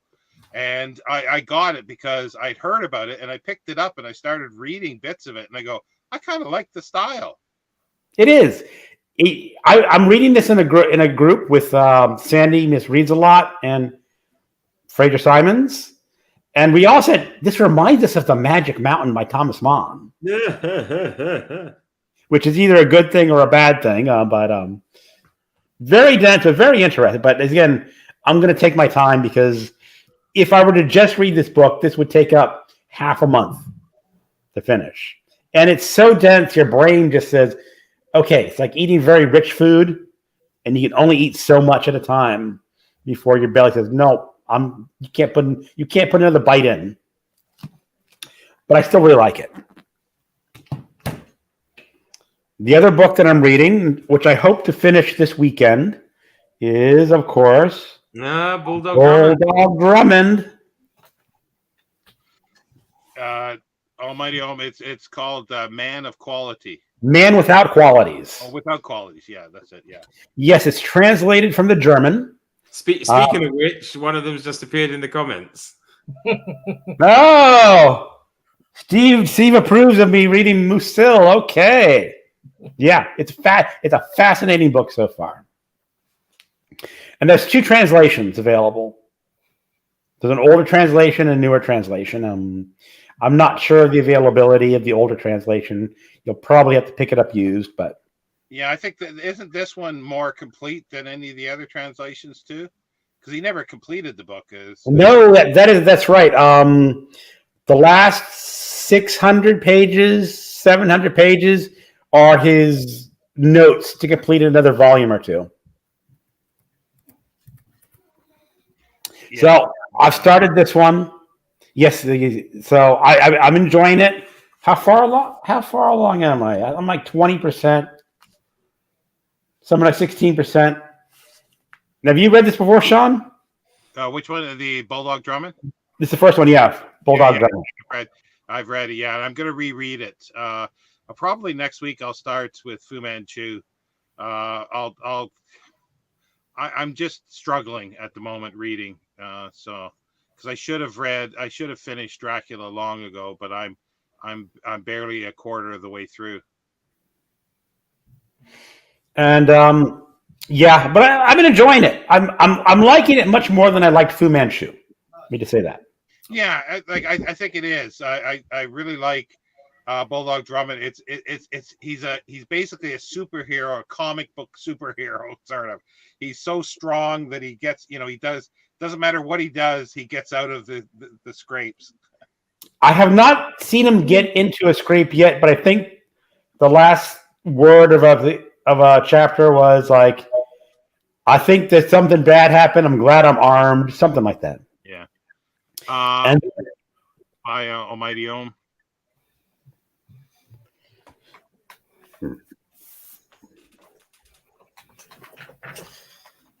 And then the last. Sorry. No. Finish the. Yeah. Alexis's favorite quote. We didn't make it out of the swamp and fought our way to the top of the food chain by being nice. Robert Musil. I don't know. Can you hear that or not? Yeah. Just barely.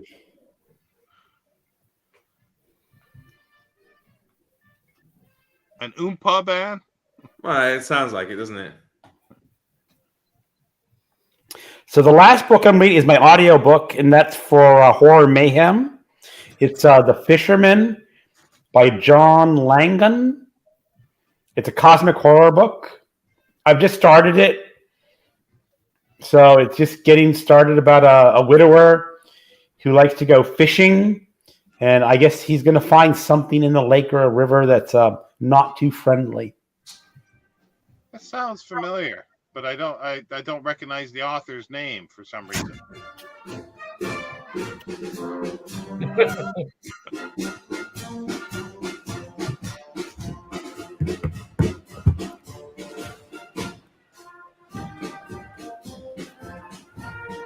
Marching past the street. What would you do? Move the microphone over there? I don't think I can take the. I don't think the camera will fit. No. Sadly not. Can you see anything out there or just the window? No. I see a little bit marching. Yeah.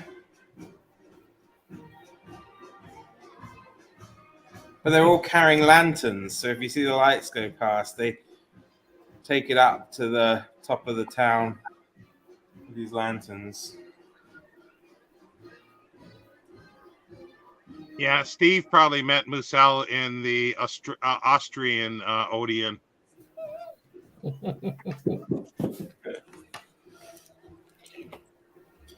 It's funny, I mean, it is a cool thing, but after 10 years or 11 years, it's the same every year. So I'm not like always rushing off to watch it. Steve, yes, they are, especially with the dust jackets. The most of the Bulldog Drummond ones are any of the firsts for stuff like that, like Fu Manchu as well. People love the jackets on those. And Beagles as well. That I remember one of them went for about £10,000, I think, on eBay once. Jesus. Yeah, I think it was a hardback of one of the really early ones. I've got, I think, 14 or 15 of the Red Fox reprints that were done in the early 90s, I think it was. I just sort of dug those out, thinking that they could work for, or at least the World War I ones would work for World at War? No, BookTube at War. It's my turn to step away. Everybody's stepping away. That's how it sounds here in 2 weeks with our town festival. Are those kinds of books collectible because not many people originally thought to say them? Well, yeah, a little bit of both. And I think the price of some of that stuff is going to go up because they're being sort of banned and censored, edited and excluded. So the price goes up as well. Yeah, it's like the as I was telling you, as I said to you, Sean, the James Bond Pan paperbacks are worth a small fortune. Especially given the old ones? Yeah, the ones with the really lovely painted covers. One of the, just bear with me a second. I can find one. Yeah, because especially now, like I bet Roald Dahl stuff as in price. Everybody. Oh yeah. Yeah. Yeah, I used to have those. I used to have a whole bunch of those. So this is we read them. A 12th reprint, unfortunately.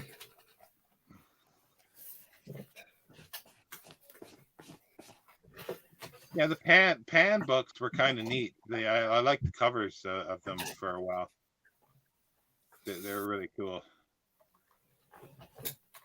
But yeah, everything's collectible, especially those old ones. Like Steve, you've picked up Oppenheim, E. Phillips Oppenheim, like any of that stuff with jackets. Like even what's the other guy that I had on the list for, or Roger Edgar had on the list for the Resurrectionist book club. Edgar Wallace. Oh yeah, Edgar Wallace. Yeah. The dust jackets are the things that people collect and like. No, I love old pulpy paperbacks. I would just buy them up, even if I own the book, if it was a good cover.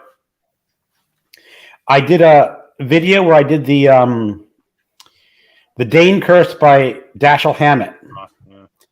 And I just in the video, I just showed on the screen all the pulpy paperback covers I could find. And there's some covers out there that would just not fly today. Oh yeah. I mean, well, I've been looking at old, like some pulp science fiction ones or some later ones, and you just go, yeah, like those would not be on a newsstand today. No, I mean, one of them I found was basically a naked woman wearing a very thin dress, and it was like it was like a photo, not. I'm going like, okay, I'll buy that if I ever see it, but. Well, you should see the Robert Silverberg covers that he wrote. I forget what was it. Dawn. Someone is the sort of semi-pornographic stuff that he was writing, and the covers are really, really wild on those. They're wild on those paperbacks. And I bet they're horribly expensive on eBay. They are quite expensive, yeah. So shall I do my currently reading? Sure. No. All right. So I got 3, and 2 of them are rereads. Although, as I said, one of them feels like I've never read it before, but hey ho. But the first one is, which I should probably finish tomorrow. I've read it twice, but it was 20 years ago, and I do remember this one better, and that's Lucky Jim by Kingsley Amis. Which is what cover is that? Like, I mean, what edition is that? I've never seen that cover. Yeah, I used to. You remember what were they called? The Book People. Yeah. I used to buy those box sets. Yeah. And they would have a theme. And this was just in one of those. I can't remember what it was. I think it was a comedy box set, and they all had like interesting covers on them. But I mean, this is my like original one, the same one I read 20 years ago. It looks pretty good. I mean, it's held up. So yeah, it's pretty cool there with his fag and everything. And then on the back you have like Bertram, or I guess Bertram probably, and a few of the others. Maybe it's Margaret. So it's pretty cool. Is it a penguin or? It's Penguin, yeah. Oh shit! Sorry. Oops. Yeah, it's Penguin. And as I said, I used to buy all sorts of these box sets, and I don't think I've got any more of them. Oh no, maybe it wasn't comedy. Maybe it was. Did this win any award? Did it win anything? Because I want to say that maybe it was in a box set with. I don't know. Doesn't matter. But yeah, it's a nice one. The Book People redid a set of James Bond that were sort of facsimiles almost of the pan. Not sure if it was the pan or another one, but they were nice, and it was only like £10. And they used to do that. They would have 10 books for $9.99 in a nice box.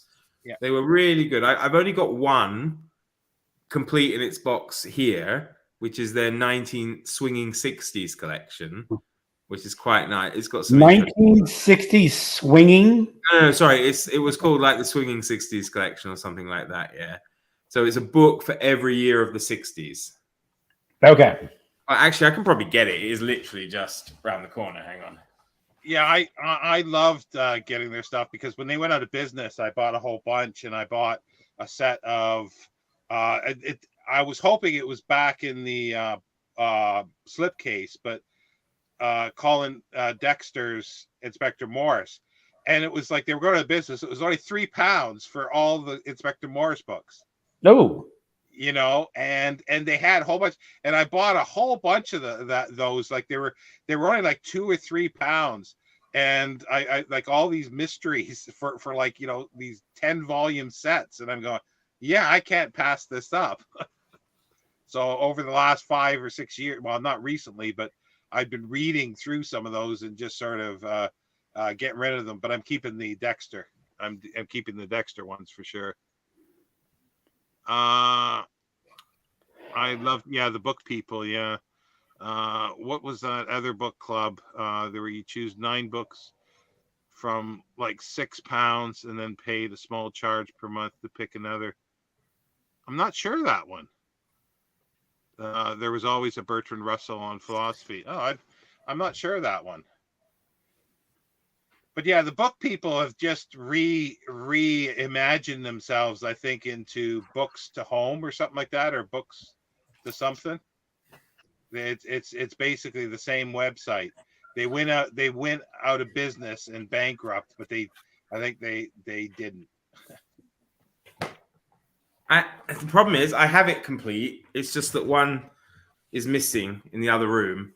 But yeah, they would have like these like box sets like this or whatever.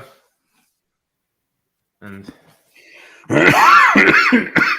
this one has one for every year of the 60s. I'm just missing. What am I missing? 61. Yeah, and 61 is Henry Miller, Tropic of Cancer, which of course was written before 1961, but of course it's 1961 when it was, I guess, allowed to be read or whatever. I don't know.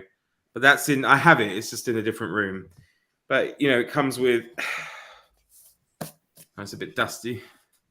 Like Naked Lunch. They're quite smart. Yeah. Then Jack Kerouac's got to be in there somewhere. Yeah, Jack Kerouac's in here. The Big Sur. The Naked Lunch will bring back memories of Steve at the Odeon. Len Dayton's Funeral in Berlin. Oh, that's kind of cool. Yeah. Yeah. And Steve's favorite here, Norman Mailer, American Dream.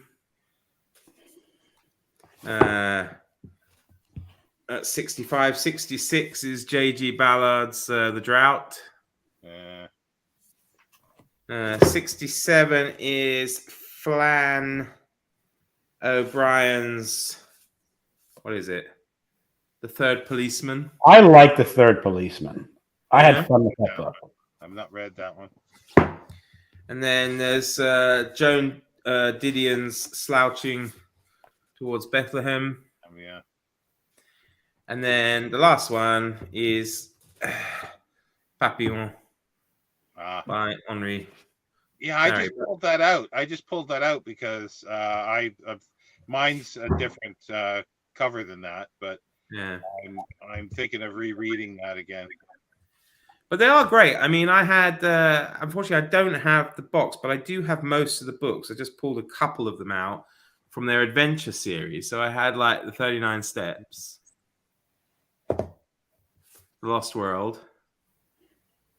Again, they were in a nice book, nice box. Riddle of the Sands.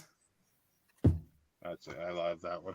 And The Man Who Was Thursday. And then I've also got Anthony Hope's Prisoner of Zenda and Rupert of Hentzau in the same format, and a couple of others. There's a Tarzan somewhere as well, and Treasure Island. I think that's it for the set. But they were really great. You know, £9.99, 10 books. Like I was just saying while you were gone there, that when they went out of business, well, they didn't really, because now it's Books to Your Door or something, Books to Door or something like that. It's the same place. But when the book people went out, I bought like for £3 all the Inspector Morris and a whole bunch of other stuff. And you know those those car books that you used to get, you know, you get these thin what are they called?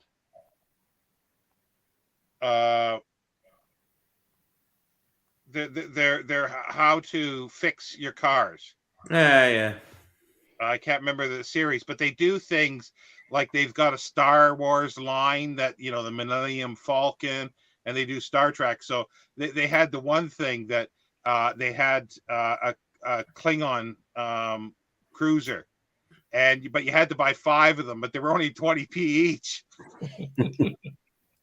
So I've got 5 of these sitting around somewhere because I wanted one just for the hell of it, you know. How to fix your your Klingon cruiser. Anyway, yeah, the next one actually has turned out to be a really for dummies. Yeah. Has turned out to be really pleasant surprise. Haynes. Sorry. Haynes Manuals. No. Yeah. It's turned out to be a really pleasant surprise. And I don't know if you were going to read it this month, Sean, or obviously, you know, as you say, it's not going well, but I did start The Charterhouse of Parma, and I'm really enjoying it. It's very good. I don't know if anyone else have you read it, Greg? Arron? I've only read The Red and the Black, and that was in college, so it's like not really. I read it, but nothing remains of that book in my memory. This is excellent. It's funny. It's quite a good adventure. The characters are quite engaging and good fun, and I'm actually really, really enjoying it. This is part of your French reads, right? Yeah. Although it wasn't an original. Originally, I was going to put I was going to read The Red and the Black, and then someone said, "That's a load of bollocks. It's boring." It is. but I'll read it again. But I've not read a Charterhouse of Parma, and that's the one I wanted to read. And I might not be able to get to it this month. You know, it's kind of fun because there's definitely some nods to Balzac and Hugo in there as well, you know. And oh, good. Glad to hear it. Where did that advice come from? But I'm definitely going to read The Red and the Black after this. I mean, it's okay, Steve. I'll say crap. No, but I do. Well, that's what I thought of it at the time. But I do want to reread it. But I wanted to read Charterhouse of Parma first, you know, in case it was a very hammy book. Yeah, I don't know. So far, so very good. And then the last one, which I should finish again, hopefully tomorrow or Sunday. And it's not the whole book in this case. It's just the first, because in the book are 3 novels and I think a couple of interludes maybe. And it's the Forsyth Saga. So I'm reading only at the moment the first book, The Man of Property. And I'm really enjoying it. Again, I read this so long ago and I'm, you know, part of it's like a distant, like, you know, it's there, some of it, but a lot of it, I just don't remember finding it so engaging the first time around. But then I was a young man of like 19, 20. Now I'm an older man of in his mid 40s. And I'm thinking, yeah, this is really, really wonderful. And, you know, I think you were worried, Shawn, that it didn't have the interludes in it, but it does.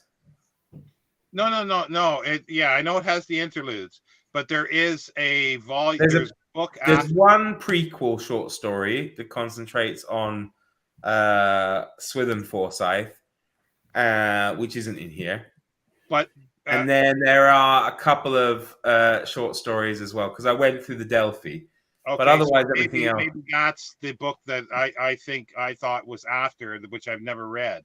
Yeah. Because I always thought it was a sequel type to it. Yeah, I think pretty much everything else is within the 3 volumes. But like when the book ends, it has the Forsyth Indian Summer or whatever. See, Steve knows about Steve intimately knows about the interludes. Yeah, but it's kind of funny that I don't know. Have you read this, Greg? No, I haven't. What about you, Arron? Have you? No. Yeah, I keep saying it. I know, Parlabane. I know it's Forsyth. I know. Nice to see you nice. Yeah, that's the problem. It's just there. I've wanted to add that to the 3 reads. I mean, the 2 reads that I'm doing this year of Strangers and Brothers and Dance to the Music of Time, but I don't have the books. So they're on my wish list. If anybody wants me to read those still this year, they can buy them for me off my wish list. Commercial over. Let's go back to the regular scheduled programming. Yeah, but you know, they are worth it, I have to say so far. I mean, it's great. Well, I say it's great fun. I mean, I do remember some not very nice stuff in it, which I haven't got to yet. But the characters are really great. I mean, it's really. Well, like the one thing is, like, I remember reading a little essay that somebody wrote that like they were the hottest thing at the time, and first editions were worth a lot of money. And then all of a sudden, like a decade or 2 after that, you could buy them for pennies. It just went completely out of fashion for the last like 50 years or so. And I remember reading them. I remember watching, I think it must have been an early BBC adaptation. It was black and white, I'm quite sure. And it was like 20 parts or 26 parts. And I was really fascinated by it. And then I read it. And then I wanted to reread it. End of life story. So how many pages is the full volume that you have, Mark? The full volume of this one is, because there's 3 volumes, yeah? This is 906, but that contains 3 novels, and I guess, I don't know if it's 1 or 2 kind of shorter story they call interludes. So there'd be 2 other volumes in that. This, 3 full novels in this one, and I guess 2 or 3 full novels in the other 2 volumes. Okay, so a long read. Well, yes and no. I mean, but the thing is, I'm not gonna. I'm gonna read maybe one a month, but I'm not sure yet. Right? It depends. But I'm just enjoying the first one so much that I probably will go into At Chancery next month.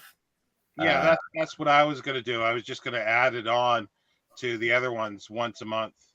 And well, you see, but I don't want to commit to that because I know what I'm like. I may burn out by book 3. I might read this, and then next year pick up volume 2 or whatever. Because I've noticed I'm getting really annoyed with myself with all my pre-announcements of stuff I'm doing because I realize I lock myself in, and I don't like to bail out, but I just find I get I can't say I'm Frenchied out. I mean, I was starting to feel a bit that way when I came to Cyrano de Bergerac. I mean, it took me literally till like the last 2 days of the month to be able to pick it up. I was well behind with Mysteries of Paris. However, Stendhal has reignited that at least. And then there's a few other things. I only look at it as these are what I want to read. And if I can't, then, but there's ones that I know that I will continue. Is I'm not too sure about the Dance to the Music of Time. I'm getting tired of that. But I've got 2 more in the omnibus I got. And I'm not buying the others unless, again, insert commercial here, unless somebody buys them for me. I'm not going to. But if you don't like them, why even risk that? Why not just remove them from your? Yeah, I mean, with them. I mean, it'd be better then to just ask people to buy you this one, and then forget the other 2. There's a reason why I want to do it because it's always compared to Strangers and Brothers. So I want to at least say that I've given it a shot all the way through. And I do want to read it, but the thing is, I don't want to fork out any more money, which I don't have for it. That's the problem. The problem is why, maybe we would, might think the same thing. Oh, I'm not going to fork out money on a book I know Sean's going to hate. Mm-hmm. Whereas I know Sean likes this, so I'll fork out money for it. Well, go do that then. That was a hypothetical eye. You now see my cunning plan. Yeah. And Parlabane, I'm thinking it should be the Bruce Forsyth saga. That's why I keep getting it. That's why I keep getting confused there. Well, they're just they're the regular silver penguins.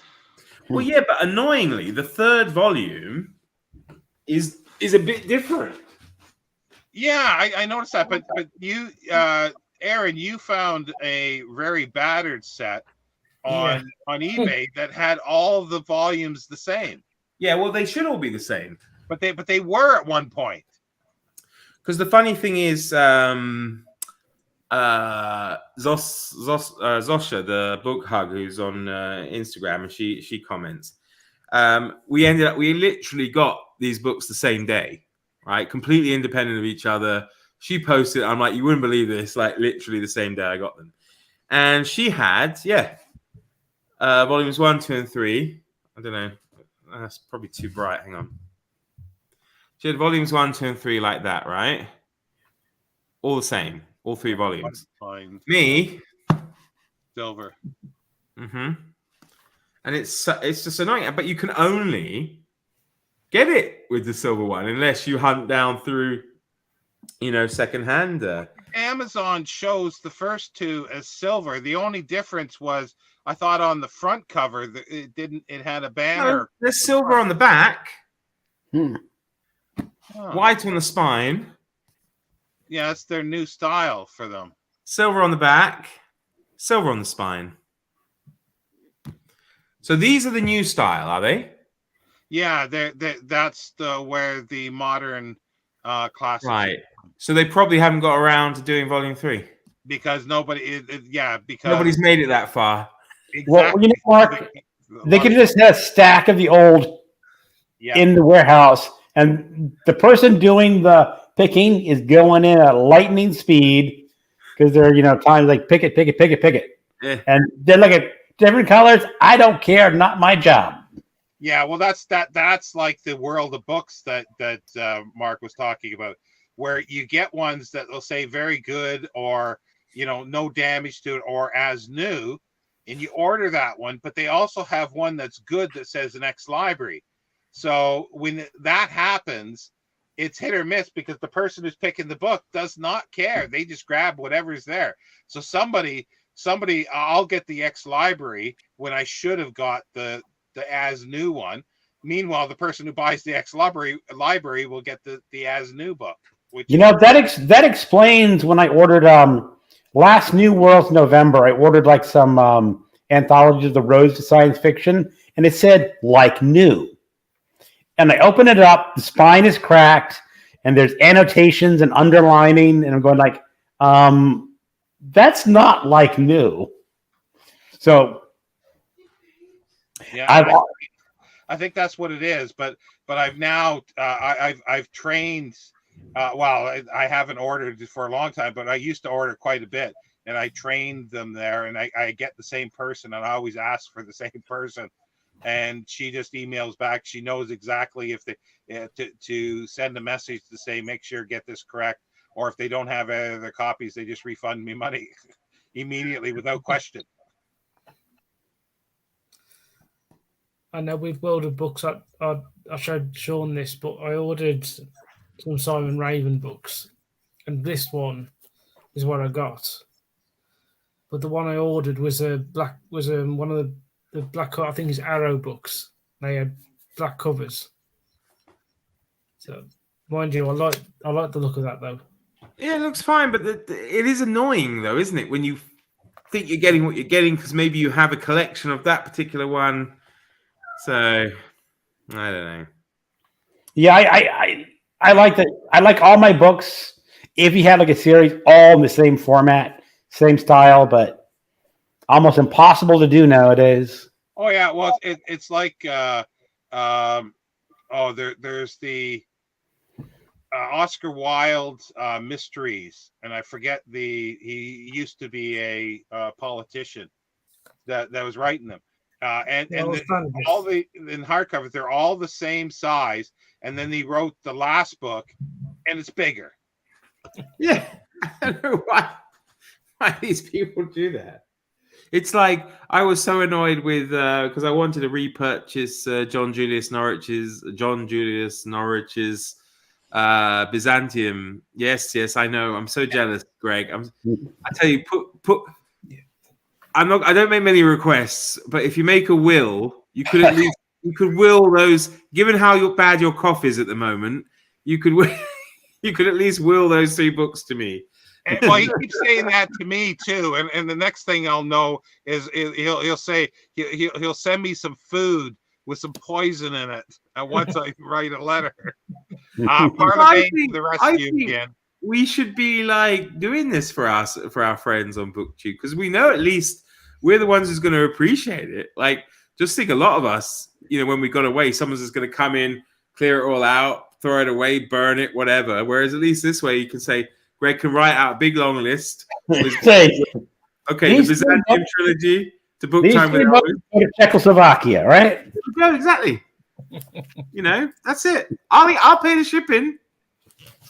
But yeah, I wanted to buy just the paperbacks again, and it was just so annoying because like the only place that had them was the book depository, right? So I went through. I was in my basket. I was like, okay, volume 1, basket. Volume 2, basket. Volume 3, try Abe's books. I was like, it's like didn't have it. It was gone.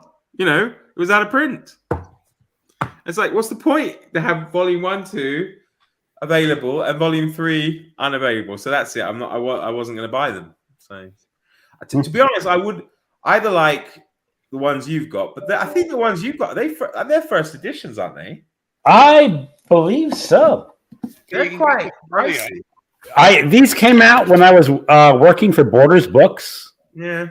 And I just, when they came out, I bought it. And I've only read the first volume. I have not got around the 2 other volumes yet. But I love it. I love the first volume. Wonderful. So good. But I'd either like those or the folio society ones. So yeah, like Gareth is saying, they do say in the fine print they do. The picture is not necessarily what they got, and it's like, just take a snap of it. It's so easy to do now. It should be the description that matters more than the picture. Like when they say like new, it means you don't have annotations and underlinings in the book. Yeah, and describe what the edition is as well. Yeah. Well, that's here. Well, you've missed everything, Spaminator. I ordered a like new hardcover for a book, and I got a paperback Book of the Month Club version. Yeah. Yeah. Well, and now, here's another possibility: is that when I was typing the ISBN into library thing, the ISBN for the paperback Book of the Month Club was identical to the hardcover. So when someone entered it into a database, they were just entering it, and they did not physically check the book. Yeah. And again, I could have returned it and complained, and they would have refunded my money, but it was a $5 book, you know. Yeah, don't talk to me about $5 books. They can end up costing much more than $5. Yeah. Thrift books are horrible. Like I tried them because other people say, "Oh, they pack so well." The description is correct. I tried them 3 or 4 times because they kept refunding me, and it's like they send it in a little plastic baggie, you know, that across the Atlantic, so you can just figure out the condition of that when it gets to you. Anybody who sends a book in a baggie, but World of Books do, but they did, yeah. Yeah, it frustrates me, but because their prices are so cheap, and if you do get a copy that's as described, like as new or very, very good, it has a couple bumps on them, but you're paying like £2 for it, you know, and then £2.80 for shipping, and usually the next comparable one's £20. So it's hard to grumble too much. Right. I'm just feeling awful looking at Greg. I'm thinking I'm getting those books sooner than I even anticipated. My COVID test was negative. Well, it doesn't have to be COVID. It could be some Caribbean lurgy you picked up, like the plague or something. Could be. You know. Alexa says she's had good luck with thrift books. Yeah, people do. I've had 100% bad luck. And Spaminator says I need to do a bookshelf tour. I've done them in the past, but it's going to be a while before I can. I've got to organize stuff. I'm pulling stuff off the shelf, trying to eliminate stuff to make more space, and it's on hold for a month more now because I can't do anything more. I have to ask though, Greg, how many? Because I didn't get around to asking, how many islands did you visit? Oh, we hit the Dominican Republic. Okay. The U.S. Virgin Islands. The British Virgin Islands. And then we owned a private island owned by Norwegian in the Bahamas. All right, okay. And which was better, the UVI or the BVI? I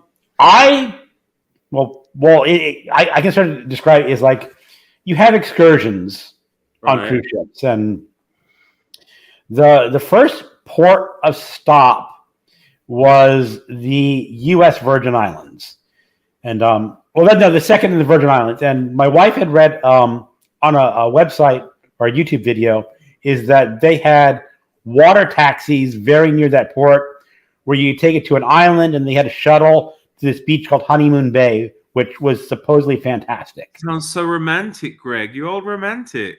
Yes, but we got there, and there are 2 ports in the U.S. Virgin Islands, and the port we went to wasn't the port with the water taxis. Oh, great. And so you had to take a taxi. And the way taxis in the U.S. Virgin Islands work is basically $15 per person wherever you're going. Right. So it's $30. And, earlier in the day, I told my wife, how much money do I need to bring cash with me? She said, oh, not much. The water taxis are $2.50. So I brought $100 with me. You're thinking way more than I need. Well, we wound up paying $60 to take a taxi to another beach. So it's like, then I bought a beer and down another $10, and the beach we went to, at least on the U.S. Virgin Islands. I mean, are you a really beachy person?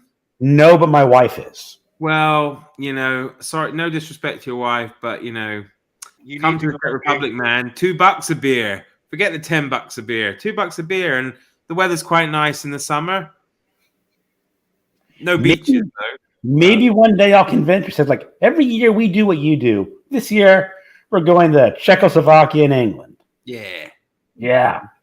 But no, it's like, and so the beach was not very good because they had no place to sit and no shade. Right. On the British Virgin Islands, we took a different tour where you got a place to sit under an umbrella in a nice chair and the water. It was still, people were still packed like cordwood. I mean, boom, boom, boom, boom, boom. Just like, if you reach over like that far, you're touching someone. And you don't want to do that, do you? Especially on the beach these days. Let me just say that the last beach we went to, the private island, there was a young lady sitting next to me, mid to early 20s, absolutely gorgeous, wearing a tiny, tiny bikini bottom. And she stood up and stand. And I mean, literally, I looked over. There's a pair of butt cheeks that far from my face. But you just said bikini bottom, so it was a topless beach? No. I bet they're topless where you are. Reading is like breathing, because she's in the Dutch Antilles, I think. Yeah, some beaches are. I mean, when I went to Mexico, there were some people topless, but not many. It was tolerated, but I don't think many people did it. Yeah, I never understand like the choice of what people wear. It's like here in Europe, you get always like these big fat Germans like with big beer bellies wearing the tiniest little Speedos, and they wear like, and the Czechs too, to be fair, are famous for wearing like socks with their sandals. And I don't know why they just, as I say, insist with their big beer bellies and having the smallest little budgie smugglers you could possibly have on. Well, Mark, on a cruise ship, you will see a lot of that. Yeah, well, I mean, it's only the old and tabby who can afford to go, right? So, right. I suppose I should go on a cruise and I can use my mankini. Now you see, that is a fundraising idea right there. No. What he'll say is, I will go there with my mankini unless you send me money. That's it. Because we're trying to work out an idea, because Shawn desperately needs like a monitor, right? So we're trying to think of some fundraising idea that was going to culminate in him shaving his head and all this kind of stuff. So we'll think about it somehow. We'll get there, Shawn. Don't worry. I'm on the case. Well, there's a bald head for you. Somebody said that I might find a friend of Edgar's. Well, I do. And I think this is Lenore. This could be Lenore.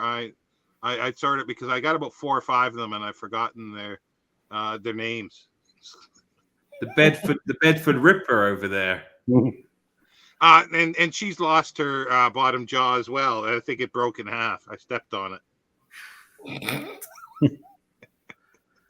So it does sound like. I mean, I don't know. It kind of gets a bit samey, doesn't it, Greg? Like all the islands. Yeah, they're pretty much the same, and the cruise ship is fine. It's super crowded, super noisy. Like they have on your sea days, they have like an upper deck where they have like a pool and lots of places to hang on the sun. The only problem is they're just blasting music.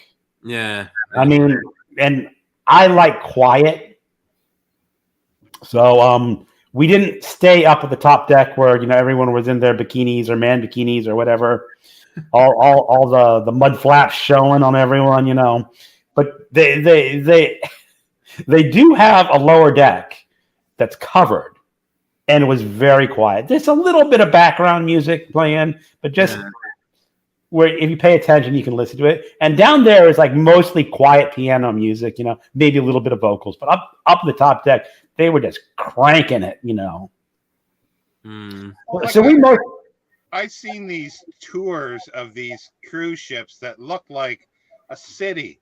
Like it is like the inside of a mall, like these huge malls where there's water slides, there's goes and everything. And I'm going, and I'm still thinking of Jeeves and Wooster, going across the Atlantic, and it's just a cultural shock to me.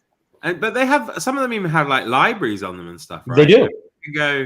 I never visited the library because I had my Kindle, but they do have a library, and I guess someone who attends the library as their job, which I'm thinking, if you wanted to go cruising around the world, being a librarian on a cruise ship would probably not be that difficult as a job. But that would be a library too, I think.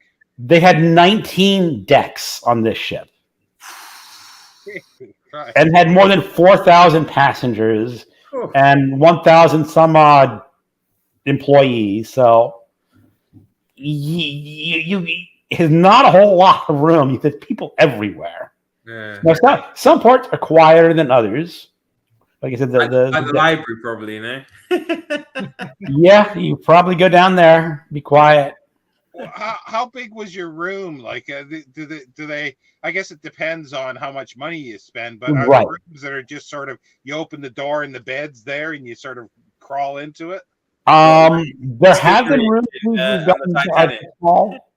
Ours was a little bit larger. You walk in. There's a bathroom right on your left or something. Then you walk in. They have like a little fold out couch. That you could sleep 2 people on there if you're nice and cozy. What's the company? Norwegian. Mm-hmm. And then they had the full size bed, the king size bed, and then a balcony. And we did pay a little higher than some. There are bigger rooms you can pay for. We sort of want mid to upper mid tier. I mean, you can get an inside stateroom which has no windows, which is, I've never been in one, but I think, Sean, that's where you walk in, there's a door to your restroom and then a bed. But it's a lot cheaper. And I suppose how much time you're going to spend in there, right? I mean, with all the stuff you can do on for a lot of people. I actually spent a lot of time. We went out in the morning, we had breakfast, and we went down to the lower deck. I read on my Kindle for a couple hours. We had lunch, you'd wander around, and then I went out and took a nap in the afternoon. But like how many kind of restaurants and bars? I mean, because you got choices. They have a cafeteria style, which has lots of different like Asian, Indian, burgers, salads.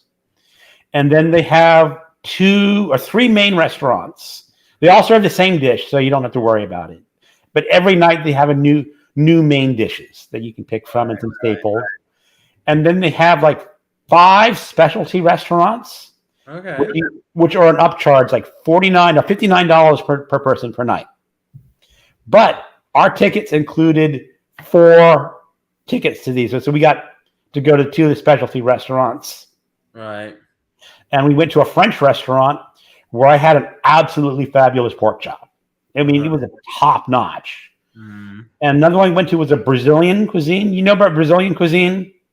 Yeah. We actually have a very bizarrely quite a good one in Prague. It's quite famous here in the country. They do the all-you-can-eat meat situation. Yeah. So the meat's on the big skewers, and they bring it around. They cut they have like 10 different kinds of meats. Yeah. And I absolutely stuffed myself full. Doesn't the food taste a bit waxy though? No, not in the specialty restaurant. The specialty restaurants are top notch. I'm talking about the Brazilian one. Isn't it? Oh my God, the Brazilian wax! Jesus, I tell you, that's the fundraising idea there. Sean will get a back sack and crack Brazilian wax for however much money for his monitor. Well, the mankini seems to be popular in the mankini. The previous comment by the Spaminator, I misread it. I thought you said the spam kini's in the mail. I thought you were sending you one, Sean. So, and I agree with spam. I agree with his observation about the was it Loretta Lorena, what's her name? Lorena. The skull It's not being she is lopsided. It is like she's been crushed under a heavy weight. Is it? Look at the front of her. Like the top jaw is like skewed off a bit, isn't it? Oh, it is. Yeah, it looks like the top is. Yeah. I never noticed that. You lure people back to your flat, don't you, and then crush them to death with books. We just had massive fireworks, and Elvis was very quiet. Elvis, are you okay? Are you okay? He gets very, very, very traumatized by them. So, yeah. Hi, Bad. Hey, Bad. Hearing Sean I doubt if scream. hearing Sean scream will make money. No, I don't think it was the screaming aspect. As Greg said, paying not to have to watch it. Bad, I have several skulls. They're from people who, when I used to lend books, and they damaged them. If only.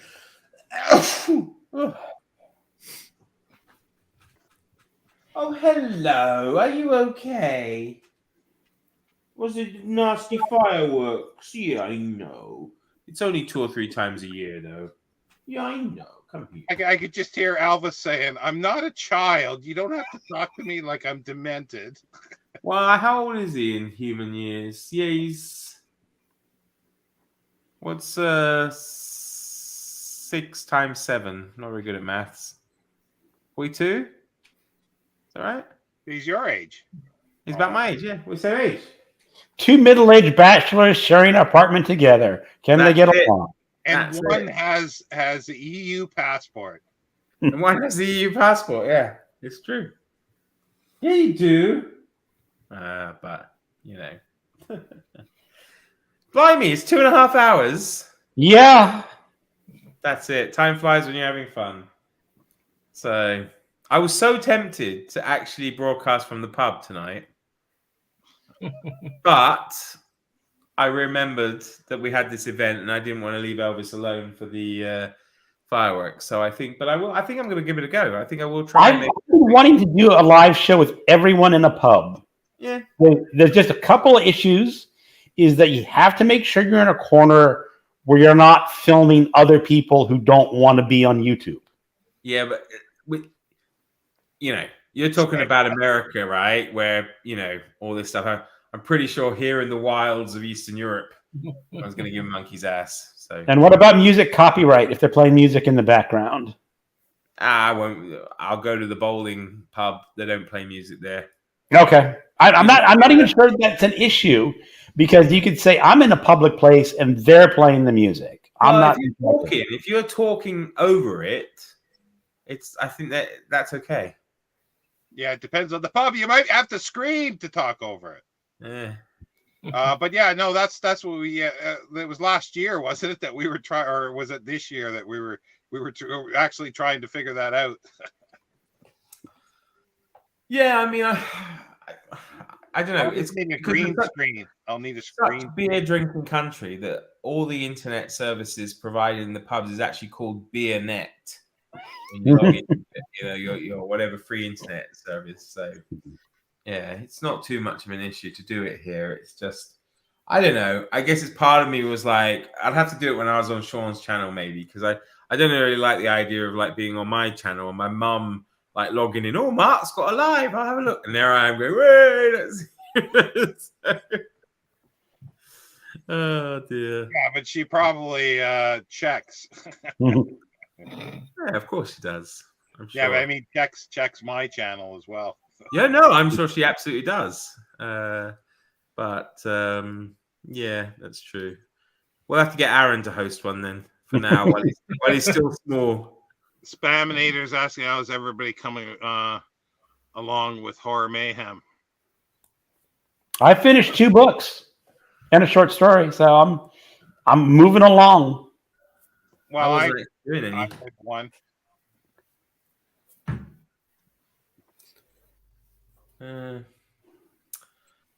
Right, time to head to the pub. I'm reading the Oxford Book of English Ghost Stories. Oh yeah, that's a good one. That sounds good.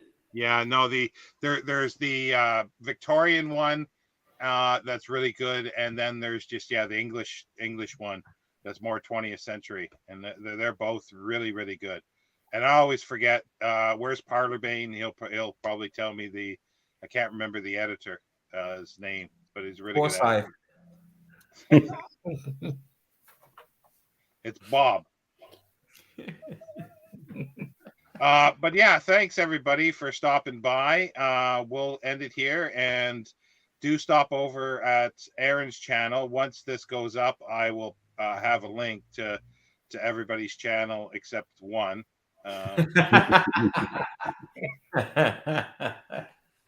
But yeah, I'll have a link so you can go directly there. So again, thanks for everybody for thanks for having us. Always fun. Always a pleasure. Thanks, Sean. Oh, I'll just answer Gareth there. Yeah, it's for us the May 8th is a public holiday because of the end of the Second World War. So they're just, instead of celebrating it on May 7th, which is what they usually do, they decided to do it Friday night. Because in the Czech Republic, national holidays fall on the day that they fall on. There's no bank holiday Mondays. It just so happens it's Monday this year. So, next year will be a Tuesday. So they'll probably do the fireworks thing on Monday night, right? So this year they just decided to do it on the Friday. So it was a long weekend. But yeah, it's because of the end of the war. Yeah, Parlerbane is right. It's Michael Cox. Bye, everybody. And R.A. Gilbert. Yeah, those are the ones. Just to add more things, Spaminator, there's I think they did a 20th century one as well. And you're welcome. Okay, everybody. We'll see you next week. We don't know what the lineup is going to be. It's at Mark's place next time, I think. Yeah, it should be, I guess, I suppose. Yeah. Bye for now.